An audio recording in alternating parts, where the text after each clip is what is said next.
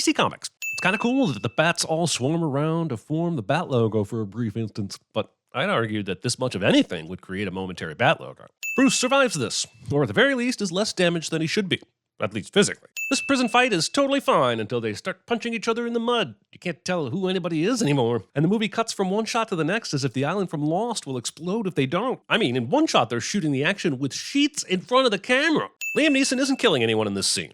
How do you know my name?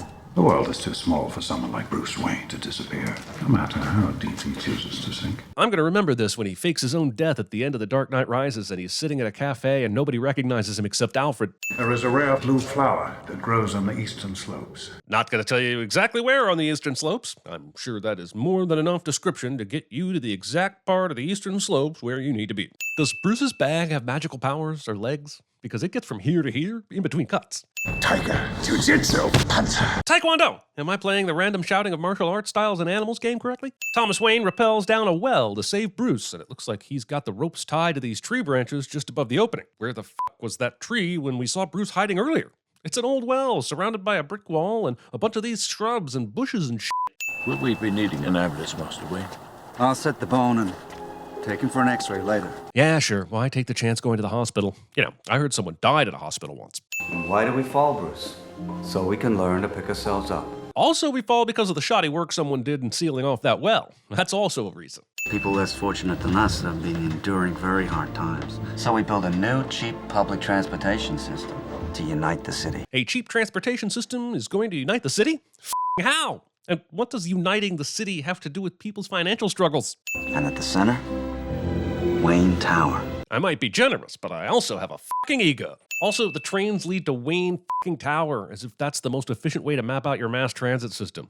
Do all the trains operate in front of Wayne Tower, or are there more tracks behind it that go to other areas of Gotham? Either way, this transit configuration raises more questions than it answers. It's really fucked up that Thomas took his bat-phobic kid to this opera full of bats. The Wayne family takes the back exit into an abandoned alley where multiple murders have definitely happened, and on some nights, a handful of V for Vendettas. I don't know. I guess after the Tim Burton Batman and this big reboot of the franchise, I guess I was hoping for a different story that led Bruce down the path to becoming Batman. And we've seen this same scene so much since this came out. Ooh, 24-hour liquor. Good news.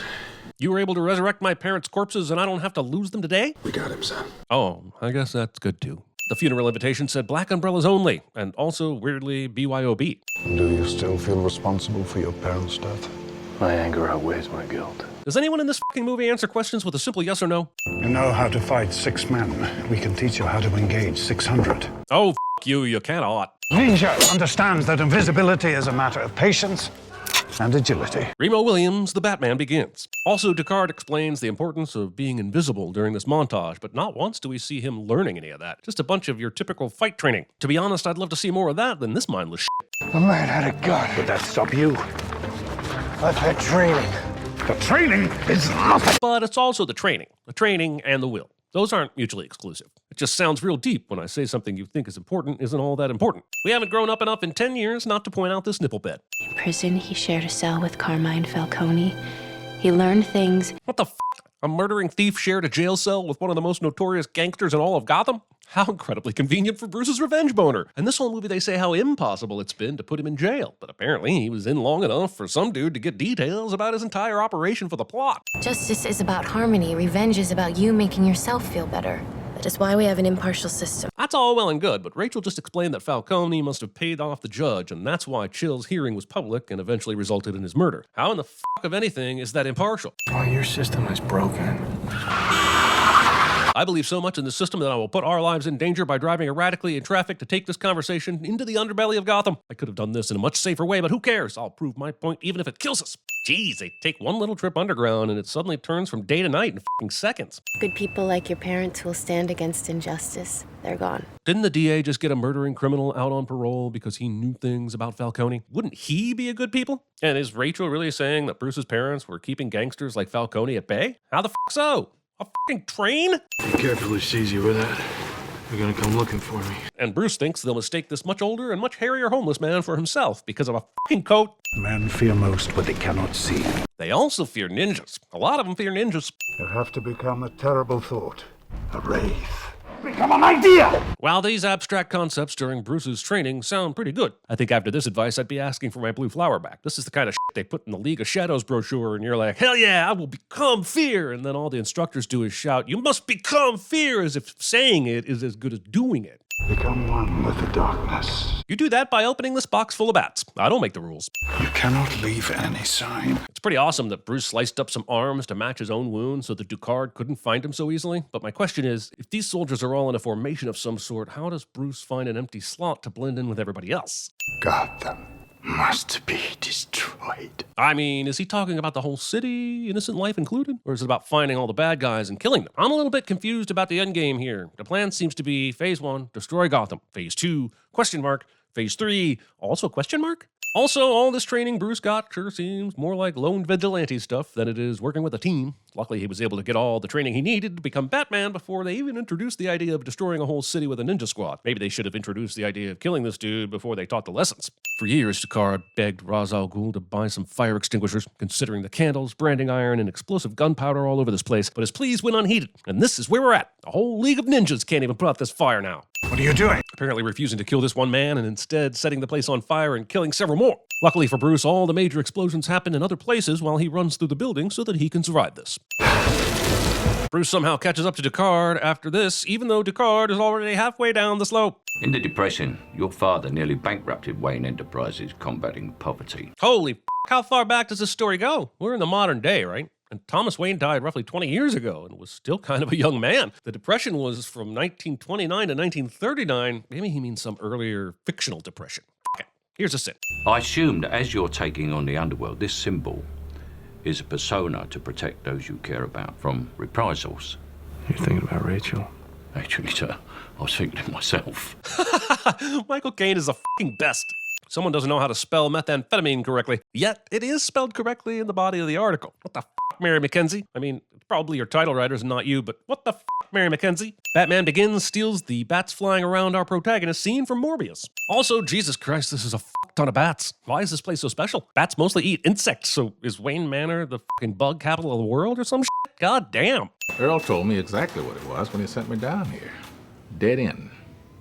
Place to keep me from causing the board any more trouble. Which makes you wonder why Earl didn't just fire Fox, especially considering later in the movie he does it for what seems like almost no reason at all. Kevlar utility harness, gas-powered magnetic grapple gun. Even though Bruce is here for the Nomex survival suit, Lucius goes straight to the Batman starter kit for some reason. And then quite separately, we place an order to a Chinese company for these. There's a company that mass produces bat ears or things that look like bat ears? For what fucking reason? Why can't Bruce wait until he gets his other costume parts in before he starts Batmaning? Do you have any lightweight fabrics? Earlier, when Bruce and Alfred were using dummy corporations to buy things as simple as the cowl and bat ears, I thought, why the f doesn't he just ask Lucius to make something? Or at least try to find something similar in the Applied Sciences warehouse. But then I thought, maybe he doesn't want Lucius to get suspicious about the stuff he's asking for, even though he's already suspicious. But now he's asking for lightweight fabrics that do some crazy shit, and now I'm wondering why they couldn't just find or make a Batman mask in this place.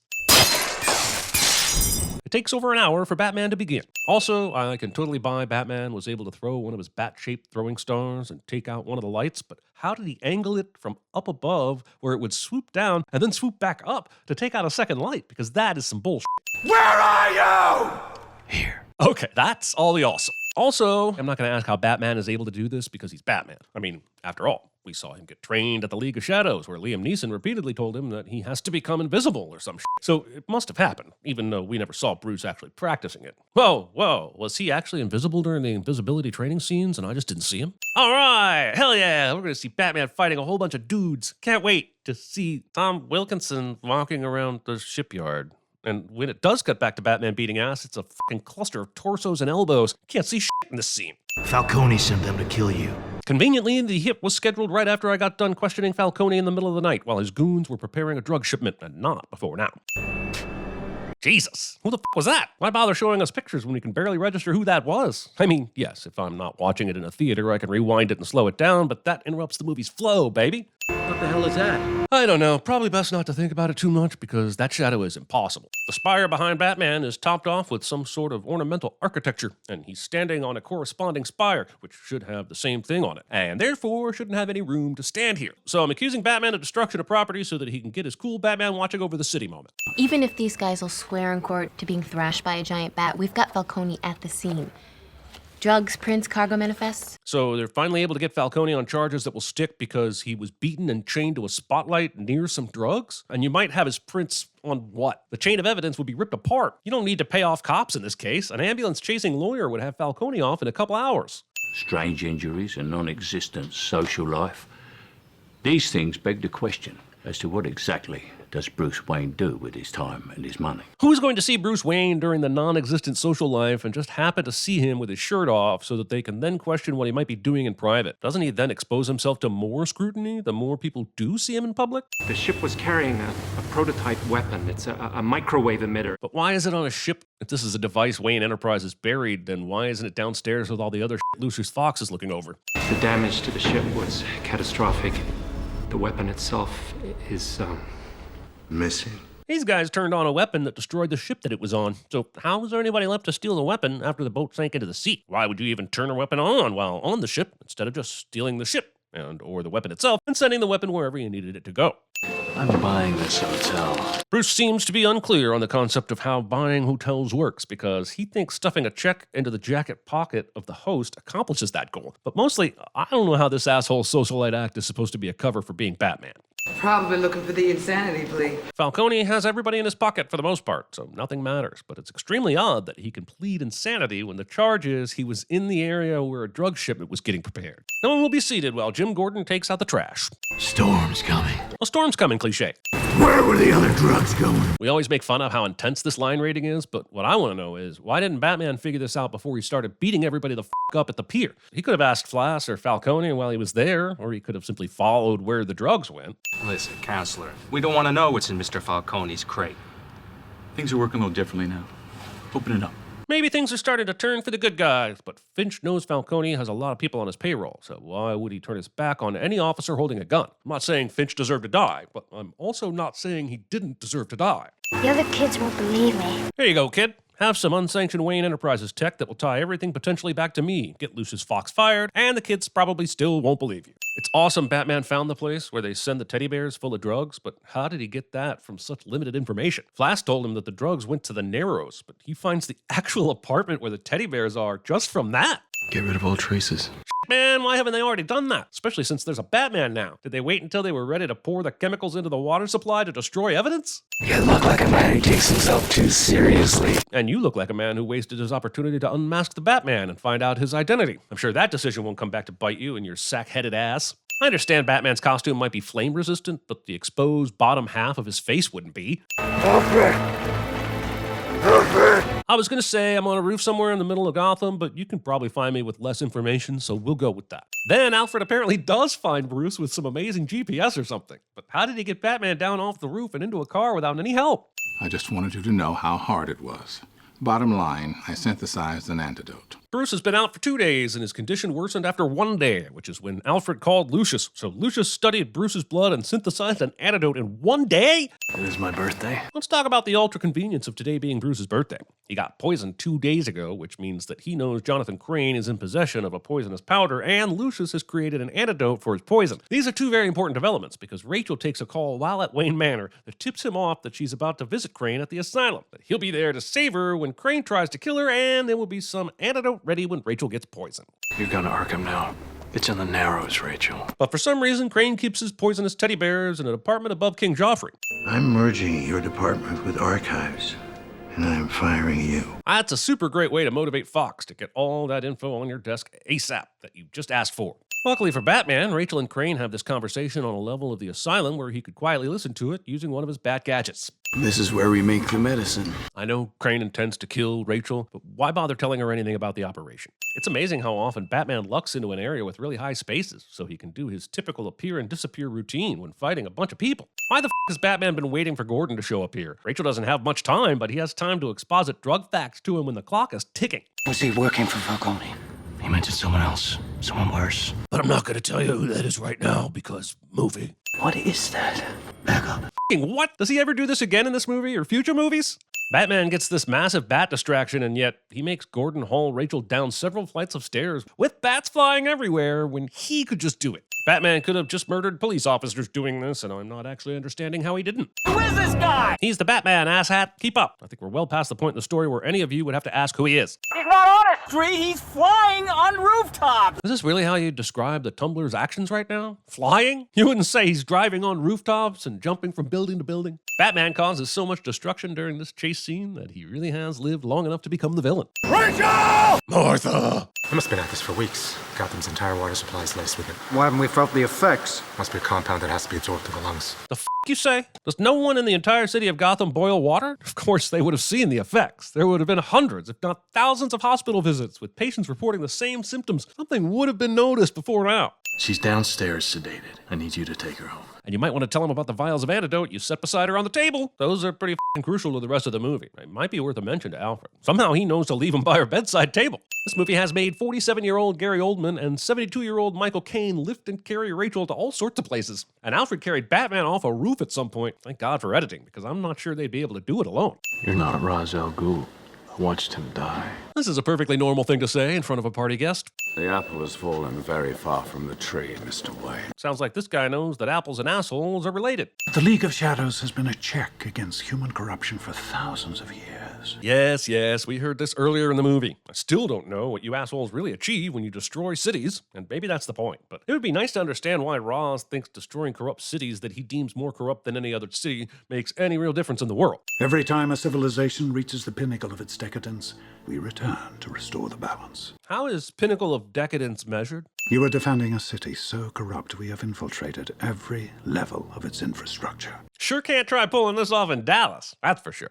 Tomorrow the world will watch in horror as its greatest city destroys itself. The movement back to harmony will be unstoppable this time. Look, I'm just dissecting the words of a madman here, so for all I know, sending this is pointless, but I don't know how people aren't just gonna find out that the city's water supply was tainted with some sort of poison and blame it on that. It's not like it'll look natural, like Gotham hit some sort of tipping point that was inevitable. There will be people who survive, take blood tests, and the truth will come out. You never did learn to mind your surroundings. And I know how to start a fire that will make part of the ceiling fall directly on you and no one else in Wayne Manor. I'm Ra's al Ghul, bitch. You burned my house and left me for dead. He clearly did not. That asshole Ra's left one asshole to guard one asshole door at the asshole Wayne house. Luckily for Alfred, the fire in the mansion didn't spread to the exact path he needed to take to save Bruce. I mean, even the beam that was on fire a minute ago doesn't have fire on it until they go to the close-up, and it suddenly does. Either way, this is some bullshit fire. Michael Strain.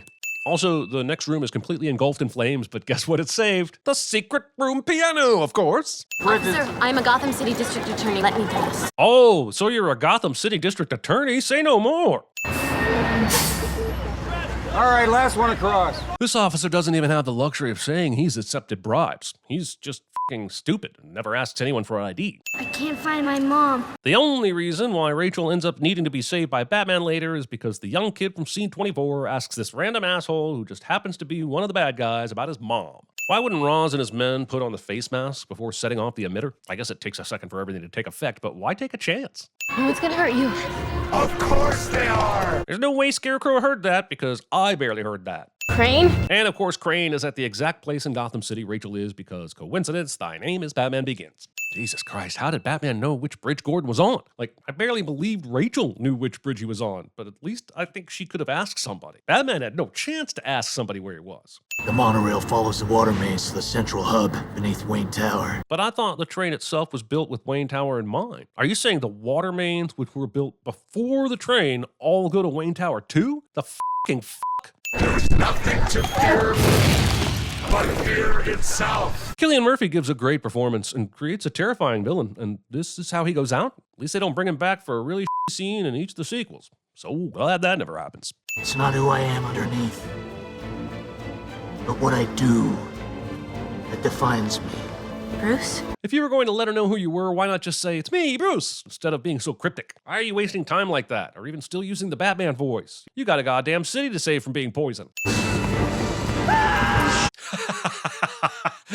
Awesome. Now, if you'll excuse me, I've a city to destroy. The real question is, why haven't you done that yet? If you've infiltrated Gotham's infrastructure, I don't know why you haven't already commandeered a train and had the microwave emitter do its thing under Wayne Tower yet. Or hell, just started there instead of taking the emitter here in the first place. Every fight scene in this movie is basically Christopher Nolan saying, ass was kicked and that's all you need to know, this bores me and it should you too. Pressure's moving along the mains, blowing all the pipes. And if that pressure reaches us, the water supply right across the whole city is gonna blow. This guy's here to tell you what you already know. If the train reaches Wayne Tower, then it will be bad. There's no reason for him to explain this, unless he won a contest to get a bigger role in the movie. Who said anything about stopping it? Wait, why did Batman even need to get on the train in the first place if Gordon was just gonna blow up the tracks? Maybe he's here just in case Gordon fails, but he doesn't seem to have an option to stop it up here, and he's really confident Gordon's going to do the job. This whole thing seems to be so that he can eventually say, nanny nanny boo boo stick your head in doo-doo when Ross fails. Also, a lot of people could have died in this situation. It's not like Gotham has a bunch of people evacuating places and telling them to avoid Wayne Tower, the apparent epicenter of the city. I won't kill you, but I don't have to save you. Having your murder and eating it too. Batman may have made the front page, but Bruce Wayne got pushed to page 8. Everything seems totally back to normal after one night where thousands of people got hallucinogens pumped into their systems. And while Lucius was working on antidotes, he couldn't have made enough by himself or even gotten help to make enough to cover all the people who got infected. It's like it's not even a problem. Loose millions. Also, the article mentions 4 generations of Wayne families living in the manor, but earlier in the movie, Alfred mentioned there were 6. What makes you think you can decide who's running Wayne Enterprises? There's no way that Earl didn't learn about all this before he got to work today. Didn't you get the memo? God damn, this movie loves throwing words back at people when someone gets revenge. Bruce got the It's all a bit technical line in. Batman got in the You never learn to mind your surroundings line. He even got Rachel back with the It's not who I am underneath, but what I do that defines me. Line when he was getting revenge on her. Odd that Bruce decides to seal this well now, after his whole goddamn manor just got burned down. Your real face is the one that criminals now fear. Well, your real face is Maggie Gyllenhaal after this, so eat shit. Rachel says, no fucking way to she and Bruce dating, but they emerge from that holding hands? I know we all love the bat signal, but for fuck's sake, it's 2005. Can't Gordon just call? Leaves a calling card. I mean, thanks for getting me excited about a new Batman, but how much better can it get?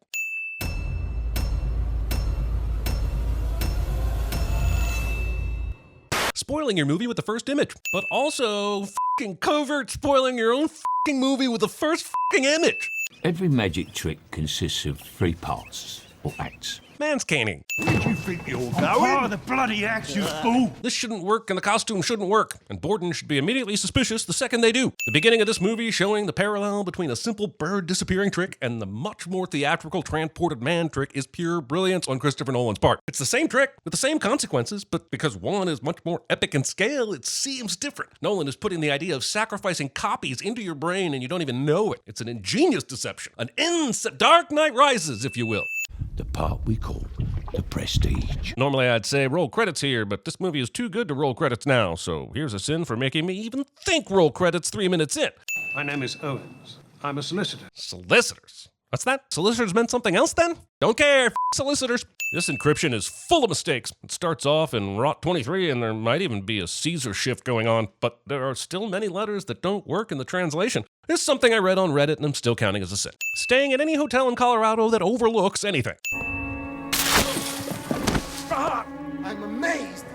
How many of you newspaper writers can't read my sign? In fairness, the sign just says electricity danger, so maybe get a little more detailed. Something like, do not touch unless you want waves of throbbing fire coursing through your scrotum should do the trick.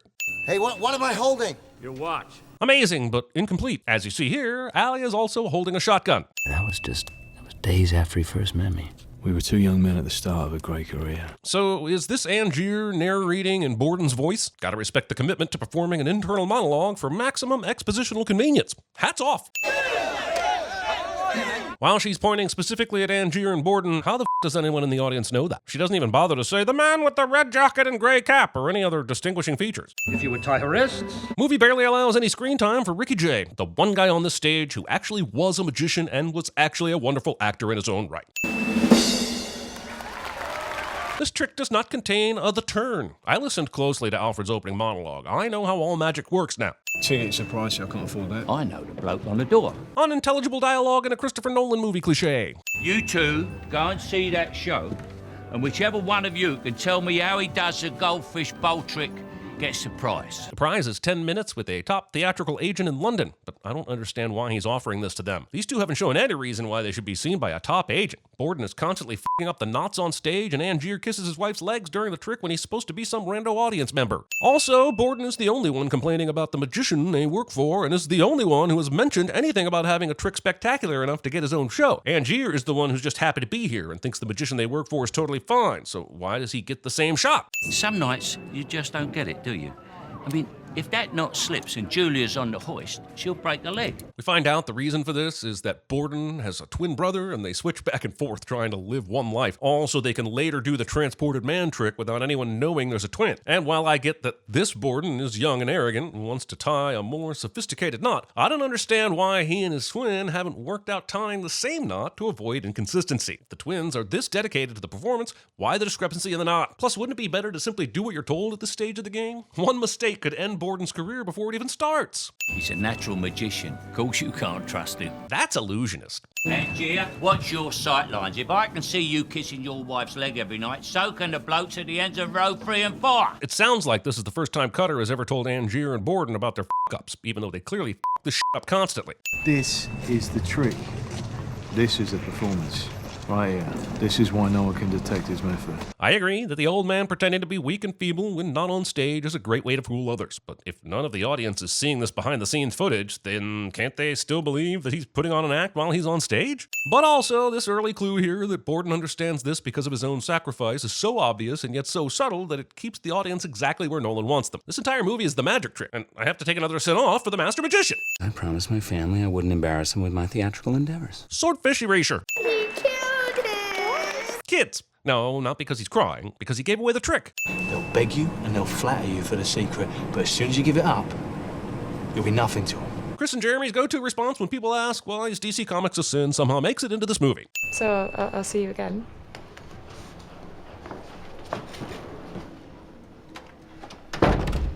Milk and sugar. When you first watched this, you thought it was amusing because you thought Borden was one person. The second time you watched this, you thought, holy shit, this fucker broke and entered her apartment, and this is borderline rapey. Oh no, sir, this wasn't built by a magician.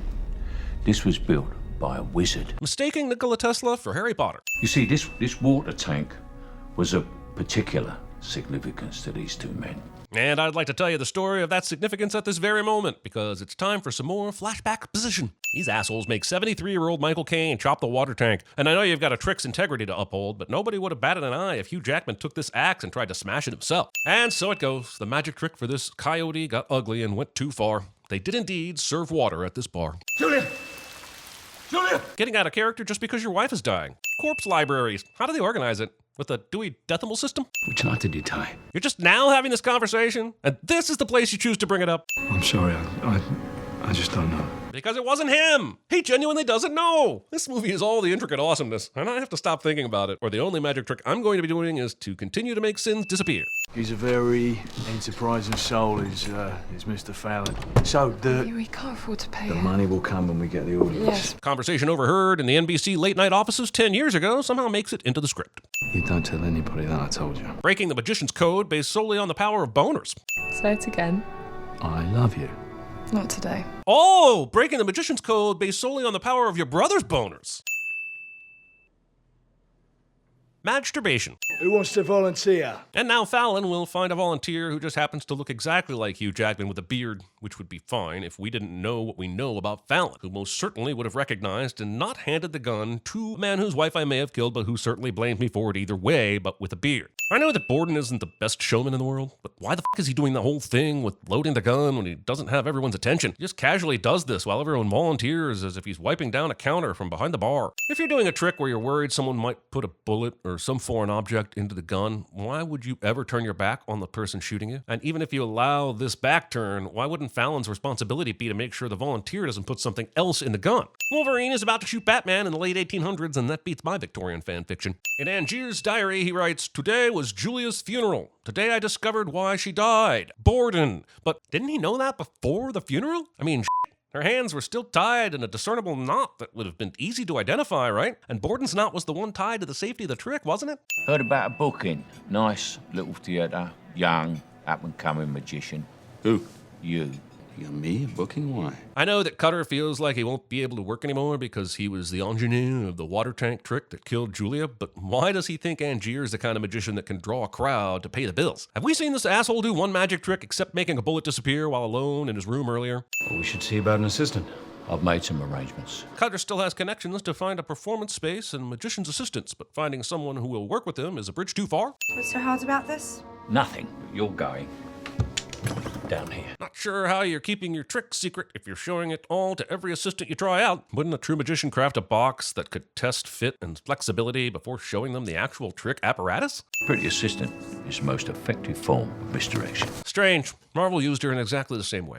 1, 2, 3. Here, the movie demonstrates a trick where Angier can make a dove disappear without killing it, but this contraption is total bullshit. It's based on a real thing, but birds still die when the cage collapses. Cutting back and forth between the rehearsal space and the stage, the movie deftly hides key details of how a live bird manages to escape and how Angier conceals the contraption, its many parts, and the dove in a split second. We don't even see what the cage looks like after the trick is done, and then it doesn't matter because Borden comes by to sabotage the trick on the first night anyway. Also, Hugh Jackman succeeds in a movie because he has retracting metal hiding in his arms cliche. Thought you said I had to get my hands dirty. How did he not know the dove would still be alive? Not only would they have talked about where the dove would disappear to before now, he should have felt the weight of it on him as well. Maybe somebody willing to do a bullet catch or a water escape? Oh, you mean the exact two tricks that are conveniently tied directly to the emotion and drive of the plot? How strange you should ask. Oh, come on! At this point, both of these guys should have a chief security officer in charge of spotting fake beards on the payroll. We magicians have a circle of trust. You have a circle of trust with someone whose diary you stole? Andy Serkis would be prestidigitacious at CinemaSins. We do our tests when the townspeople are asleep. Mr. Tesla doesn't want to scare anyone. Oh, and I'm totally sure nobody ever wakes up to see the electric light show going on in the middle of the night. Good thing people just sleep and never have to get up to pee or anything. Holy shit, this shot is gorgeous. I mean, I have to sin it because I have no idea what it means or why it's necessary, but look at the pretty snow bulbs. Where are the wires? Under the snow? Look, I'm not saying Angier wouldn't eventually find something here to be stunned by, but he's way too much of a trickster himself to not spend at least the smallest amount of skeptic energy on debunking a few possibilities first. You keep talking. But did she ever start talking? We haven't seen her make a peep since you told her to talk with her doll about the rest of her day. Not adding any extra special effects to the natural electricity that happens when Bowie enters a room. Have you eaten, Mr. Angier? No? Well then, take your protein pills and put your helmet on. Man's grasp exceeds his nerve. I don't know about that. My grasp always seems to hit my nerve perfectly. First time I tried to change the world, I was hailed as a visionary. Ziggy Stardust. Second time, I was asked politely to retire. Tonight. If I were to build for you this machine, you would be presenting it merely as illusion? Yep, I can't think of a single other thing a cloning machine would be good for or be able to make us lots of money. Let's do some abracadabra shit. Even my wife for a couple of these fingers? I mean, some would argue it's better than a couple of his fingers for your wife. You're going to need a better disguise. He won't. It was the greatest magic trick I've ever seen. But what's really important for us to know is what Cutter's face looked like in that moment, not the trick itself. He's a dreadful magician. No, he's a wonderful magician. He's a dreadful showman. Discounting someone just because they aren't the greatest showman. It's the same man. He wears padded gloves to hide his damaged fingers, but if you look closely, you can tell. It's amazing to me that they believe it's the same man based on this detail, especially since we saw the lengths magicians will go to sell their tricks. At the beginning of this movie, Cutter told Angier and Borden to explain how this old man does the fishbowl trick, and the answer is that he's not as feeble as he looks. Why wouldn't he put the same care in making sure you can't tell that a double is walking out the other door? We know it's his secret twin brother, but they obviously don't. The act is taking off. All this talk about how Borden can't sell his transported man trick, and yet the act is taking off, and he's just bought a house for his family, and in just a few minutes Angier is going to say, The place was packed today. Mr. Katzer, Mr. Angier, I'd like you to meet Gerald Root. Bullshit. Bullshit, you found this perfect of a double. Bullshit, you found him quickly. A double bullshit, you found him in London just by walking around and, checks notes, looking at random people. He needs a little help, but when I get done with him, he could be your brother. That's a strange way to say, holy shit, that guy looks just like you, but with fake teeth. Wolverine and Black Widow make out in the late 1800s, and that beats my steampunk fanfiction. Unless there's some additional trick to it, and there doesn't seem to be, the hat toss and catch may be the most ridiculous part of the whole thing. You're making a blind throw and a blind and often drunk catch of a non-aerodynamic object for a toss that not only has to have the right distance, but also hang in the air for a full 4 seconds. Why did the trick include something that is bound to go wrong a vast majority of the time? Once Root opens his mouth, it's over. He can't can't introduce his trick. Of course I can. The great Danton. Jeez, did Root pass out in this room just so he could be a punchline to what Cutter just said? Get out of that wardrobe and makeup. Anyone could walk in here at any minute. So the question then is, how did you not oversee him getting out of the costume immediately after the show? He vanishes, and then he reappears instantly. On the other side of the stage, mute, overweight, and unless I'm mistaken, very drunk. Look, I get the mute part, and I get that he might be able to tell that Root is drunk, but overweight? How does he spot that detail when he's clearly the same size? He sent me here to steal your secrets, but I've actually come to offer you his. Black Widow double crosses Wolverine with the Dark Knight in the late 1800s, and that beats my retro-futuristic fan fiction.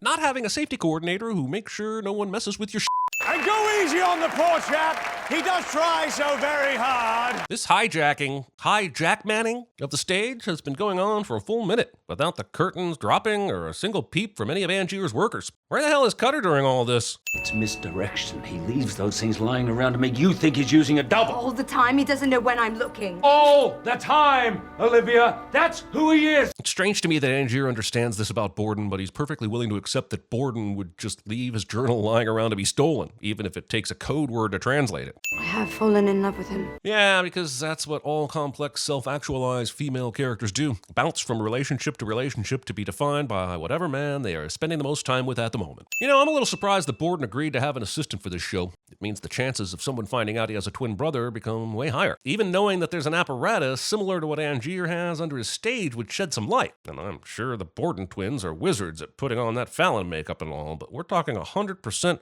technical precision every night they perform. And we know that despite their amazing discipline, they are prone to making mistakes. So let's talk about Hugh's plan. His deception requires Alfred to have happy feet and decide to take a walk so that Robert can suspiciously track the frontrunner. At which point, if Fallon doesn't follow him, the whole plan is flushed away. Even if he does, once Angier decides to make Logan's run down the alley, I'm not sure what reminiscence would lead Fallon to follow him down there instead of just continue protecting his brother. But somewhere, he must have gotten a bad education. Finally, Fallon has to fall perfectly into the box and be trapped before the prisoner's able to escape. Maybe I'm just not seeing the missing link, but that plan is a real steal and seems to depend on convenience so much it confused me, Earl, and the dying girl. Seriously, how the f*** does this work so perfectly? Yeah, you can rig the stairs to break through, but you have no idea how a person is going to fall once they crash. Yet Fallon falls down perfectly into this coffin like a magnetized vampire. I want the whole method, not the keyword. I don't even know if your secret's in your notebook. The key word is the method. This is somehow a satisfactory answer for Angier to give up his leverage. Where's mine, you know? Though a human can probably last about 5 hours in a buried coffin under the right conditions, it also takes about 4 hours to dig out a grave by hand. And if Alfred doesn't get him out of there in time, Angier is on the hook for murder. Considering these guys are masters of creative design, I think you could whip up another scenario that didn't involve you possibly ending up on the long end of a short rope. Did you find your answer? Our answer. Cutter, I haven't looked yet. I wanted you to share this. First off, supercalifragilisticexpialidocious bullshit that Angier didn't look at the code word already. Plus, wouldn't he need to confirm that Borden even wrote something on the paper that made sense? Second off, I highly doubt he'd just let Cutter read it before he does, without opening it together like he does here. She must help me rid ourselves of Angier. Why does Angier then flip all the way to the back of the journal and the narration continues as if the rest of the entry was written 20 pages away from where it started? Today, my mistress proves her truthfulness. This f***ing cat makes a beeline to the outside, and thank God it does, because it runs into its clone and screeches at it so that Angier can stumble on all the cloned hats that everybody missed during the experiments. Also, copycats. Sarah, she knows. At least she knows that something's not right, so... This is supposed to make us think that Borden is talking about Sarah knowing about his affair with Olivia, but since we know what we know, have they not had this conversation already? Sarah's told both of them when she thinks the I love yous are real and when they're not, and the number of times she's done that has to add up to more than the 3 we've seen in this movie. I saw Fallon hanging around again. There was something about that man I don't trust. Olivia would seem to have even more insight into Fallon's true identity. Has she not noticed that he also lost 2 fingers? She noticed that Borden didn't have 2 fingers while watching the show as a member of the audience. How is she missing Fallon's same injury? And after spending so much time with him, you'd start to suspect, right? I didn't think it was necessary to tell Edison's man about the box. What box? Oh, you know, the box that Tesla made specifically for you and dropped off at the hotel without letting you know it was here, so we could have 10 whole seconds of thinking the trick was lost before I told you about it still being here as if I thought you already knew about it. I add only one suggestion on using the machine. Destroy it. Or, and I'm just spitballing here, use it to reproduce food for the poor, clothes for the naked, or medicine for the sick, or just Control-C, Control-V, $100 bills if you like. What's that? You're going with drowning yourself up to 100 times for petty jealousy and vengeance? Cool. Carry on. I know what you really are, But I won't tell you exactly what that means because we have an audience watching and we can't reveal the surprise yet. The symbolism here of her being the bird in the cage sacrificed for the trick is stunning and powerful. A send-off for masterful storytelling. But also, I'm not sure she had to actually end her own life to drive that point home. It sells the agency of her character short and is used primarily as a shortcut to creating audience trauma. I know the card on the bottom of the glass is exactly what Cutter did to get Angier's attention earlier, but why go through all this trouble? Does he tell the bartender, hey, when you see Cutter, you know Cutter, right? Stick this card on his glass. Why not just find Cutter and tell him about the venue? What sort of booking you after? The sort the Borden can't ignore. Considering your history, would he be able to ignore any booking? That's it, Cutter? He simply disappears? That's not a trick. But he has to come back. I'm sure if you wait more than 5 seconds, that's exactly what he'll do. I don't know why you think that's it after being called here, especially to watch the trick. But I guess you have to be a skeptical asshole first, so that it will be immensely satisfying when you're proved wrong. It's very rare to see real magic. This guy doesn't think that Angier is using a double, just like everyone else does when they see this trick. Are you interested in helping us? Yes, but you'll have to dress it up a little. Give them enough reason to doubt it. How the f*** do you do that? When Angier does this trick opening night, sure, it's a lot more theatrical, but he doesn't do anything that he doesn't do here that would make people doubt it. But I'm afraid I'm booked. The Moscow Ballet they'll be playing through next year. I'm glad the movie covered its bases by showing us how they acquired a venue for Angier's show. I would have wondered about that for the rest of the movie, and I wouldn't have been able to enjoy it.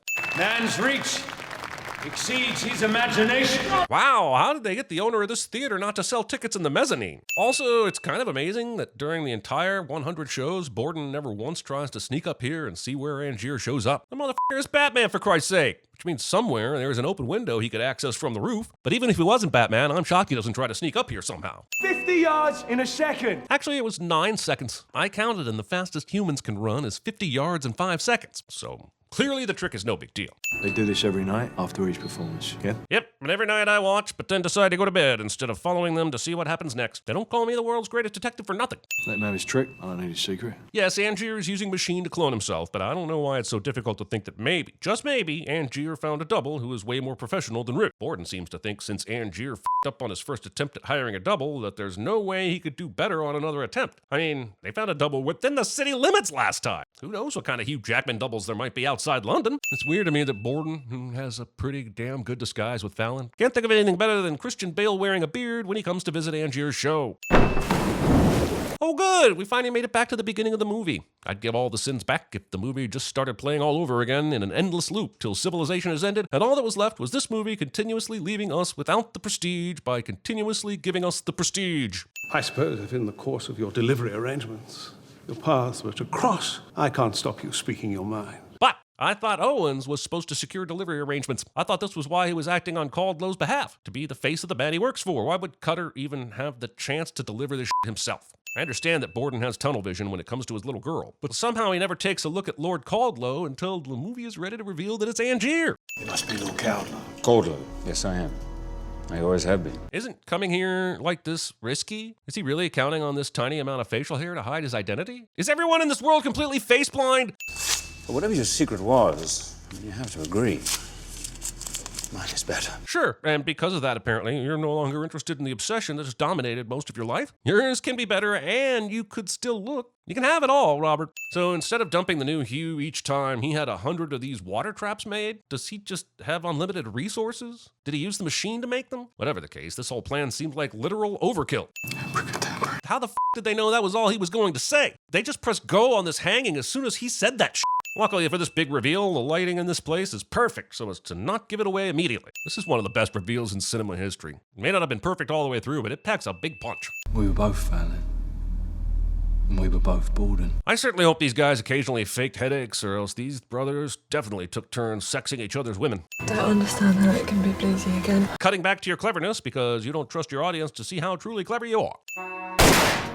I've made sacrifices. I see this bullet to the chest has a nice delay for dramatic monologue setting. Always a plus. How the f*** does this all work? In this test, Angier shows up directly in front of the giant box the machine came in. How did he direct the creation of the clone to be in front of him, and then later to show up in the balcony of the theater? I know this type of thing isn't important, but if we're going to be revealing secrets in the final 10 minutes, why not show us the magical shower head where the clone gets produced? You don't really want to work it out. You want to be fooled.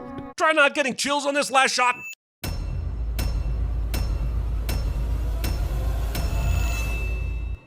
This was supposed to be the very first logo sin we ever did, but we cut it because we wanted to make videos under 5 minutes or some shit. Anyway, the origin of this sin is that Chris was a projectionist when this movie came out, and he interlocked 2 prints through 7 projectors on opening night, and he wanted to make sure the sound was good in each auditorium, which meant he had to sit through these logos, all 50 seconds of them, including a silent bat logo, 7 goddamn times back on July 18th, 2008 at midnight. And, oh yeah, he ran Mamma Mia that night. 2 people showed up. Good for them. Also, Discovery. Also, DC Comics. This opening heist scene is so good that we are literally doing it a disservice to be in our stupid sins video. Again. So we'll remove 3 sins and hope Satan forgives. Oh, isn't that cute? William Fichtner thinks that he's in the movie Heat. You will never be in the movie Heat, William Fichtner. Stop trying to be in the movie Heat. Where did you learn to count? Hey, I know you're a bad guy who blames others for your problems, but didn't you just ask? He's out, right? I mean, you thought he was out too. You were just looking for confirmation from a guy you've barely met. Where's the alarm guy? Boss told me when the guy was done, I should take him out. Strangely, I didn't think that the same thing could happen to me. Should I have someone coming behind me later, but oh well. This guy ducks all the way to the floor, but the other robber shoots at shoulder level anyway. What bus driver? Luckily, the bus driver comes crashing through at this very moment and saves Joker from dying in his own double-crossing heist. Weird how Gotham patterned their whole license plate after Illinois, and that Gotham, a city, has its own license plate. I believe whatever doesn't kill you simply makes you stranger. Bravo for one of the best villain reveals ever, and of course, Heath Ledger's performance. Can't Heath's William Fichtner just spit this thing out? Awesome! Joker timed this shit so well, he was able to get right into a queue of other school buses that just happened to be driving by at the time. And none of the other buses seemed to care, because they're buses. Cameoing this idiot. Okay, laugh all you want at these 2 fake Batmans, but at least they have the wherewithal and know where a major drug deal is going down and are trying to stop it. I mean, what did you do when this was happening? That's right, nothing.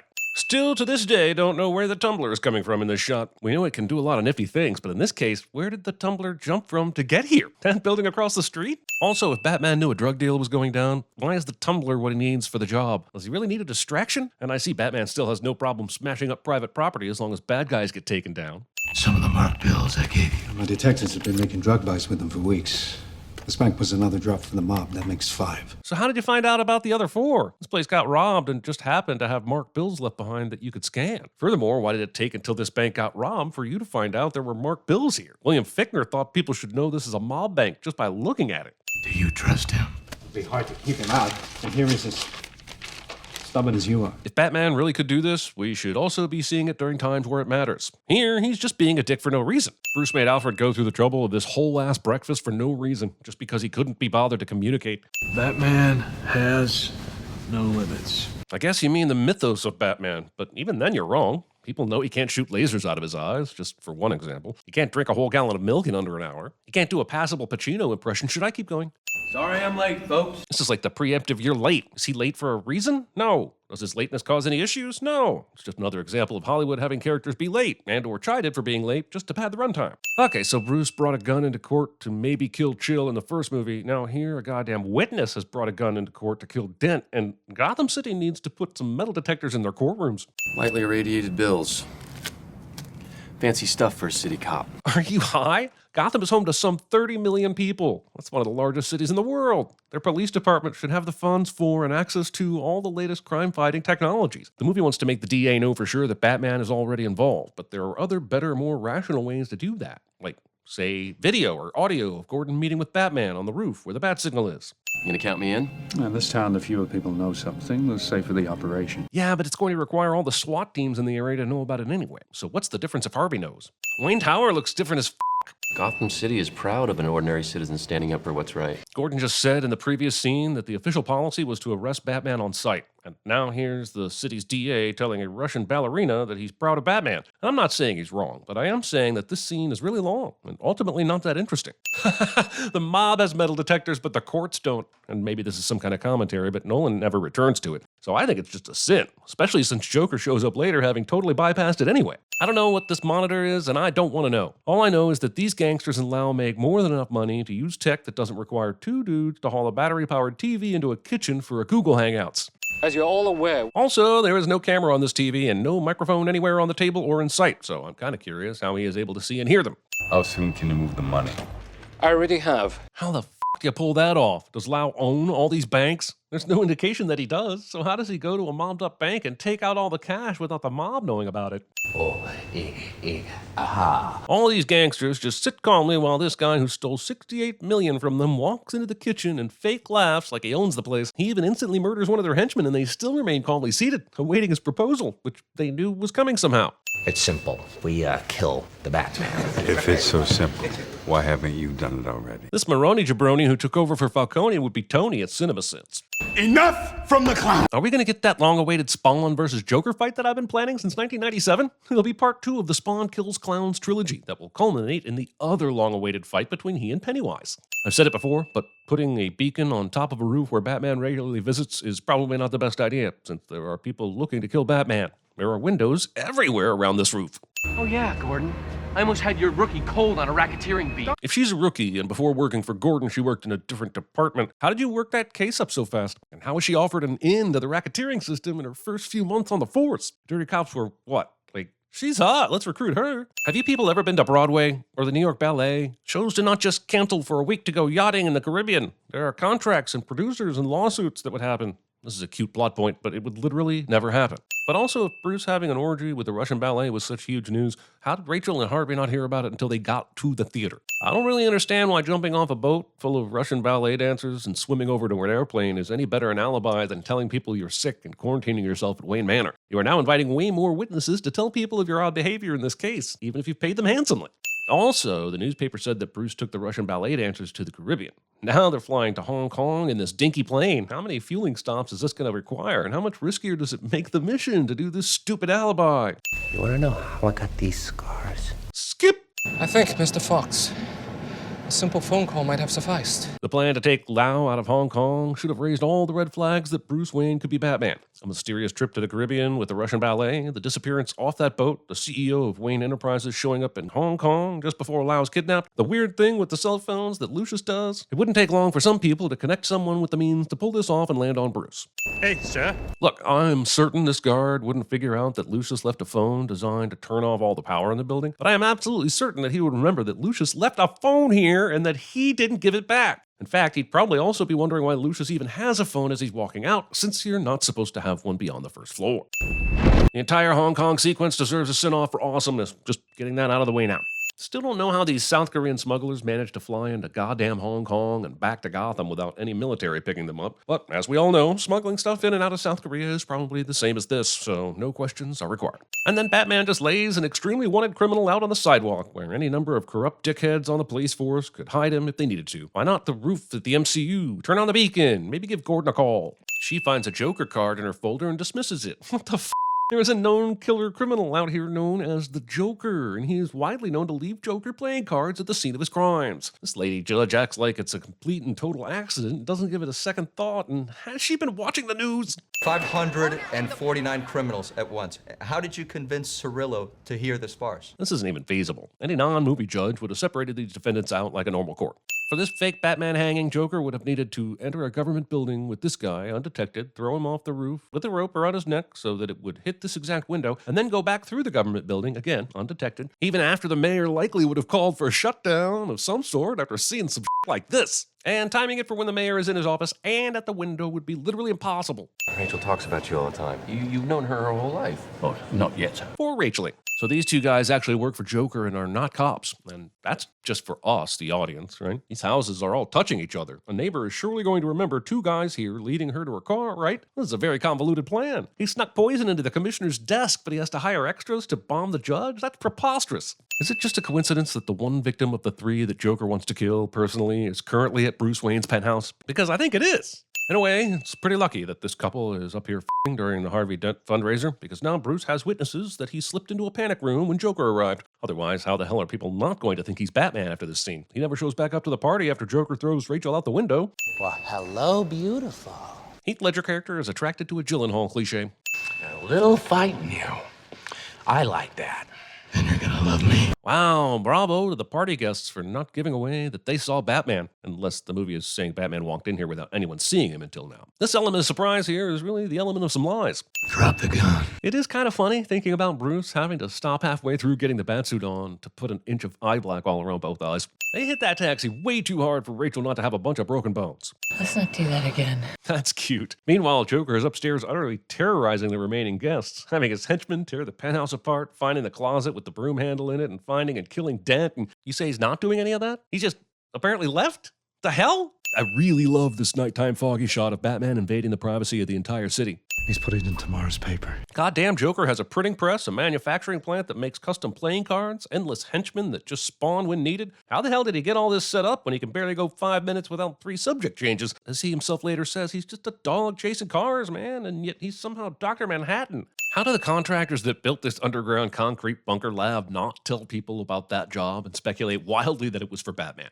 I guess Batman ends up using that Tenet technology to reconstruct the fingerprint on this bullet because it's goddamn impossible. You wanted me to do the diligence on the LSI Holdings deal again? Which, for some reason, I didn't stop doing after I was told the deal was off and there was no reason to do all this work anymore. You think that your client, one of the wealthiest, most powerful men in the world, is secretly a vigilante who spends his nights beating criminals to a pulp with his bare hands? And your plan is to blackmail this person? Several issues here. Dude never said he thought Bruce Wayne was Batman. He merely provided proof that Batman is using Wayne tech. It's a huge leap for Fox to assume dude suspected Wayne, and an even huger shock that it turns out that's actually what he thought. Also, this is a great line and a great scene, but Fox should know better than to leave it at this, because as we see later, this guy is not going to just let this go. But because Bruce owns fast Lambos and Alfred can hack the local hospital database, he is able to save this guy's life. And there's the thumbprint he left when he pushed the round in the clip. But you do realize there's no telling who actually put that bullet in the gun, right? And there's a good chance it wasn't Joker, but rather some lifelong criminal already in your database with a bad address, and this is all for nothing, right? And no, it's not for nothing, because Joker actually intentionally put a fingerprint on this bullet to lead Batman to an apartment, because he somehow knew that Batman would cut out a brick from a wall and run fancy pants forensics on it to be able to even see the fingerprint Joker planted. But also, don't bullets have casings? And then they leave the casing when the bullet is fired, and that would mean you're double, maybe triple out of luck when it comes to finding the fingerprint on this bullet? Lucius, I'm playing this one pretty close to the chest. I think you mean vest. Make good on his threat in the obituary column of the Gotham Times to kill the mayor. Wait, he didn't print a fake paper, but instead somehow slipped a fake obituary for the mayor into the Gotham Times? You realize how many checks and balances are in place to keep people from just slipping their own news articles into the official newspaper of the city? Look, there are a bunch of cars over here on the left, trucks too, and a massive building that looks like a warehouse. Are you telling me none of them ever wonders why a motorcycle or the Batmobile, which we saw down here earlier, comes racing out of a shipping container? What do you got on the roof? We're tight, but frankly, there's a lot of windows up here. No shit. Number of policies that he enacted as commissioner were unpopular, policies that flooded my office with angry calls and letters. This is a hell of a eulogy. We're here to mourn a guy that, frankly, nobody really liked very much. He took our guns, uniforms. What was your role in the funeral so that maybe I can stop whatever's happening? Never mind, I'll just look out this window instead. I am an amazing Where's Waldo player. Why didn't they tell Gordon's wife and kids about his fake death? Why couldn't they put them in a squad car, tell them what's up about the fake death, and then take them to the police headquarters where they could be safely protected and hidden from public view until the plan was over? You literally put a woman and her children through what will amount to years of trauma, all because you didn't trust them to keep a secret. This is evil. A fight scene in a room with a strobe light and you cut it to death? Why hasn't Nolan been hired by Marvel yet? From this height, fall wouldn't kill me. Not even if you landed on your head? His name's Schiff. Thomas.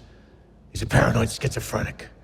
Former patient at Arkham. How the f does Batman know that? Wasn't able to identify this guy before Harvey took him, and he's been beating Maroni's ass the last half hour. I remember sending this the first time, and there were people who said, oh, Batman totally knows every single person in Arkham, and I was like, you, where has that been established in the Nolan universe? And then some asshole, a couple of assholes, tried to tell me this guy was Scarecrow, and he is, of course, not the Scarecrow. Anything that could lead back to Lucius or Rachel? Everything except those boxes over there with lots of dates and writing on them. Ladies and gentlemen, thank you for coming. I've called this press conference for two reasons. Bruce, who is determined to turn himself in so the Joker will stop killing people, waits to do it at Harvey's press conference instead of just going to Gordon. And thank God he does, because Harvey's going to turn himself in as the Batman instead. I am the Batman. Bruce allows this to happen, knowing full well that the Joker probably wouldn't believe this nonsense. The movie's done an okay job of making it seem like Harvey could be Batman, but we're talking about someone who could put the pieces together to know this is a total lie. They have a helicopter escort, and that motherfucker didn't help check if the route to county didn't maybe have some apocalyptic fires on it. Obstruction ahead, obstruction ahead. Damn it. All units, divert down onto lower 5th. I repeat, exit down. Lower 5th will be like turkeys on Thanksgiving down there. It's downright unbelievable that they can't divert this convoy somewhere else or have a backup plan in place, and that going below ground is considered the best choice. You can't go around. Are you telling me you'd rather go to an unprotected area than drive on the sidewalk for a little bit to get back on course? There's even a park next to that sidewalk in case you need more room. This truck comes out of nowhere to hit the lead armored car, but the armored car holding Harvey that is directly behind it somehow misses running right into the truck as they do this maneuver, which is goddamn impossible unless editing covers it up, which it does. Why didn't Joker just use the rocket launcher at the very beginning? I didn't sign up for this. Dude, you are in what is basically the military for cops. You signed up for this. 2 different times in a row, Joker somehow misfires the bazooka to hit the police car in front of the SWAT van instead of the SWAT van itself, which is literally directly across from Joker. Is he trying to lead the SWAT van with the rocket that speed? And Batman didn't show up earlier than this because... Goodbye.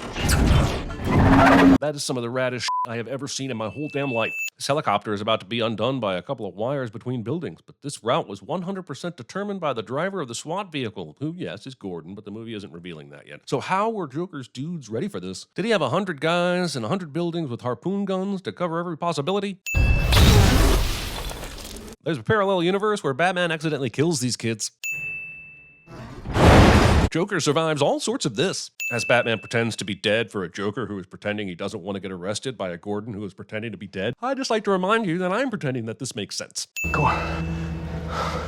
You do like to play things pretty close to the chest. I think you mean vest. Again, even though last time it was Bruce saying that to Lucius, and wait, you emphasized do here, as though you had also previously had a conversation with Gordon where he said he was keeping things close to the chest. And that definitely did not happen. What the f*** is with this f***ing line? Commissioner Gordon. It's about time. Gordon was probably wondering whose wife he had to f*** to get a promotion around. Oh.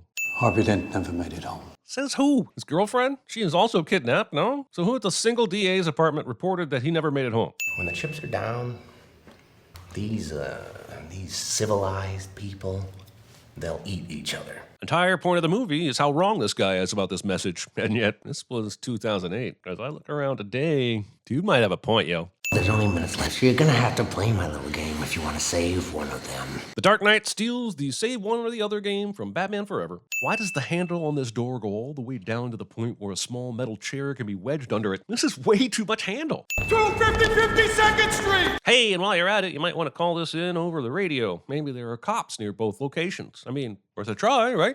Harvey Danger.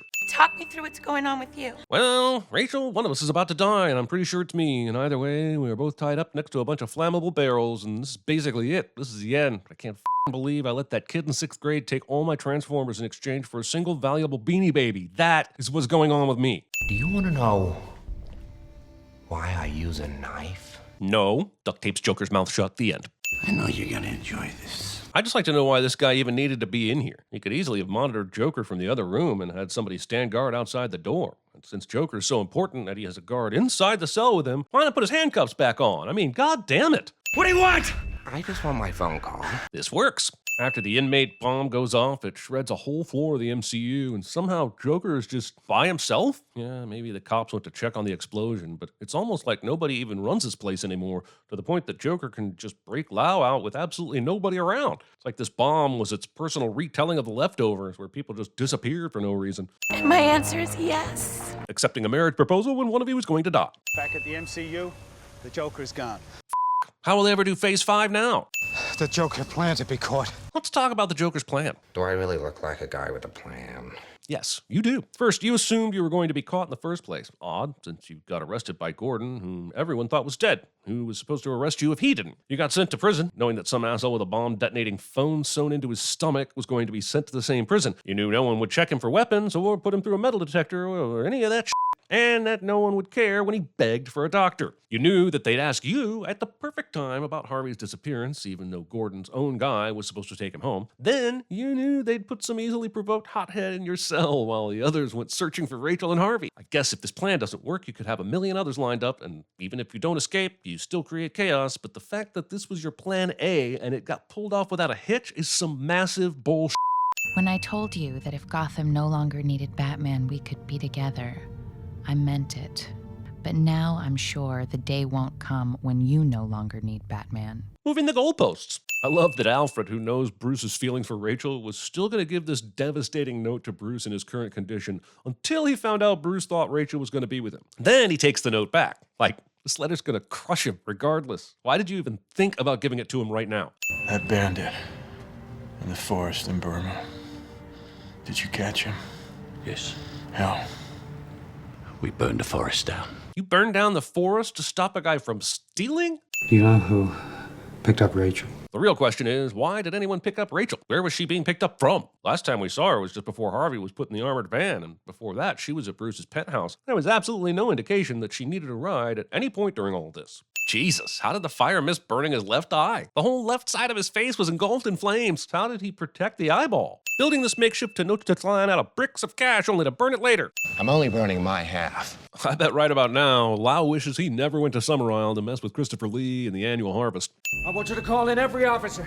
Tell them to head to their nearest hospital and start evac and search. Why didn't I do this when Rachel and Harvey were about to be blown up? Who the knows? I just got this commissioner's job. Holy shit, there were a lot of Gothamites ready to immediately do murder. Why wouldn't this text just tell him immediately who he needs to watch out for? Just before his cell phone screen goes to this message, you can see two others sitting in his message queue as if Alfred texted this shit to him like he was on AOL Messenger.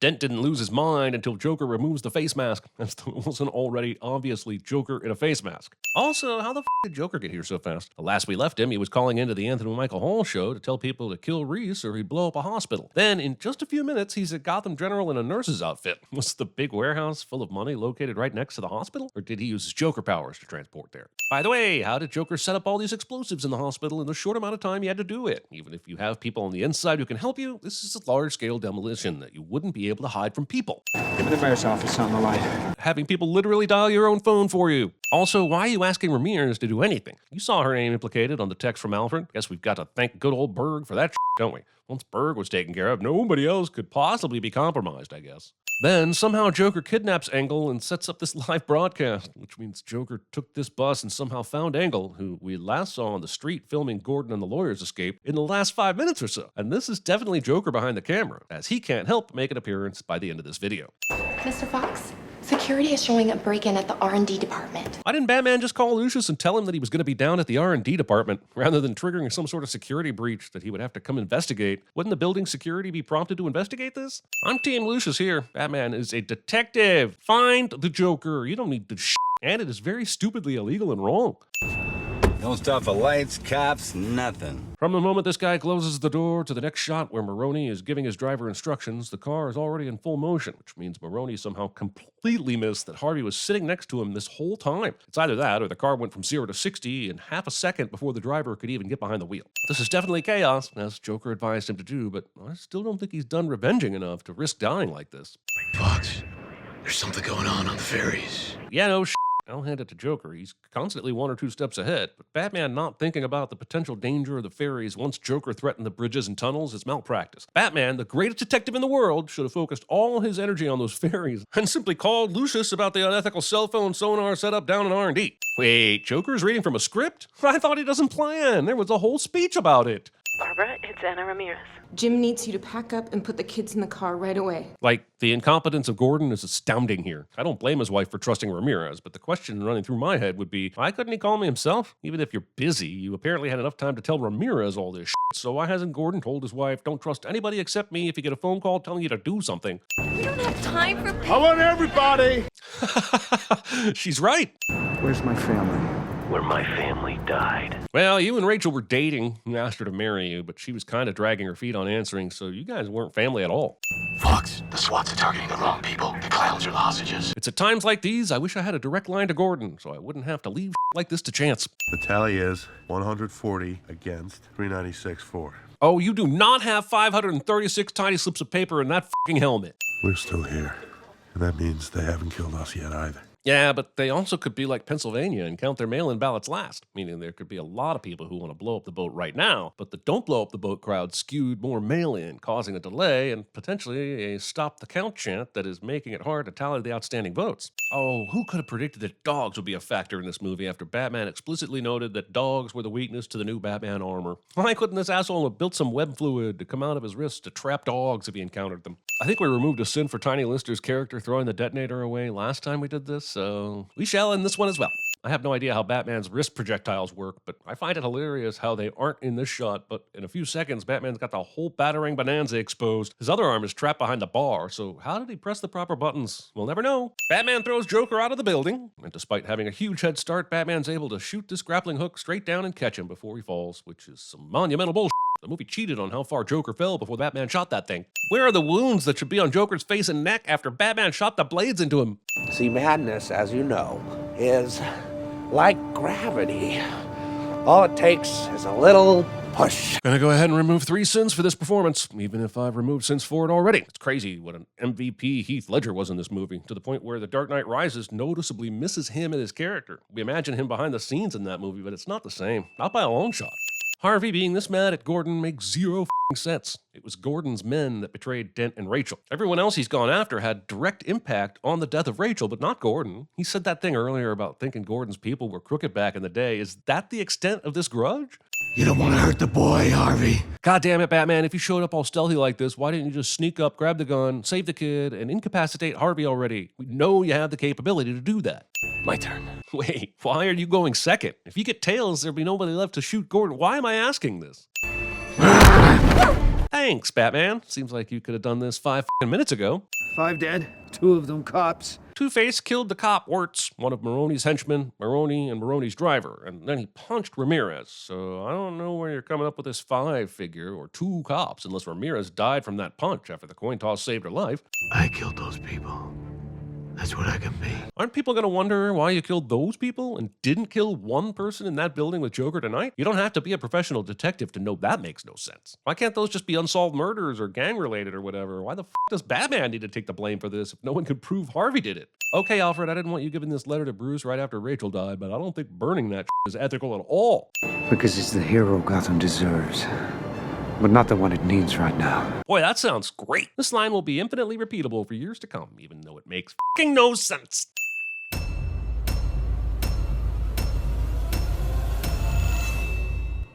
How come Saito can have bodyguard projections in limbo? Why doesn't anyone else in the film have bodyguard projections when they go to limbo? Cobb trusts the projection of his mischievous dead wife to serve as the anchor for his rope climb. Give him the kick. What? This guy's their architect and he doesn't know what the kick is? The architect gets every detail of Saito's apartment correct down to the pillow gun and the carpet stains, but gets the material of the carpet wrong. This Asian kid is so important to the story he doesn't get a name and then disappears for the rest of the film. There's surprisingly little wind and noise when standing underneath a helicopter. I have 2 things to say about this maze. 1, it doesn't look very hard. 2, it's actually impossible. Look. Ding, ba-ding, ba-ding, What invisible thing is she stepping over when she pulls the mirrors? Cobb knows he's going into Cobalt Energy's backyard and that they want him dead, but he has no escape plan in mind except to run? A white guy in Mombasa stands out like a black guy in Martha's Vineyard.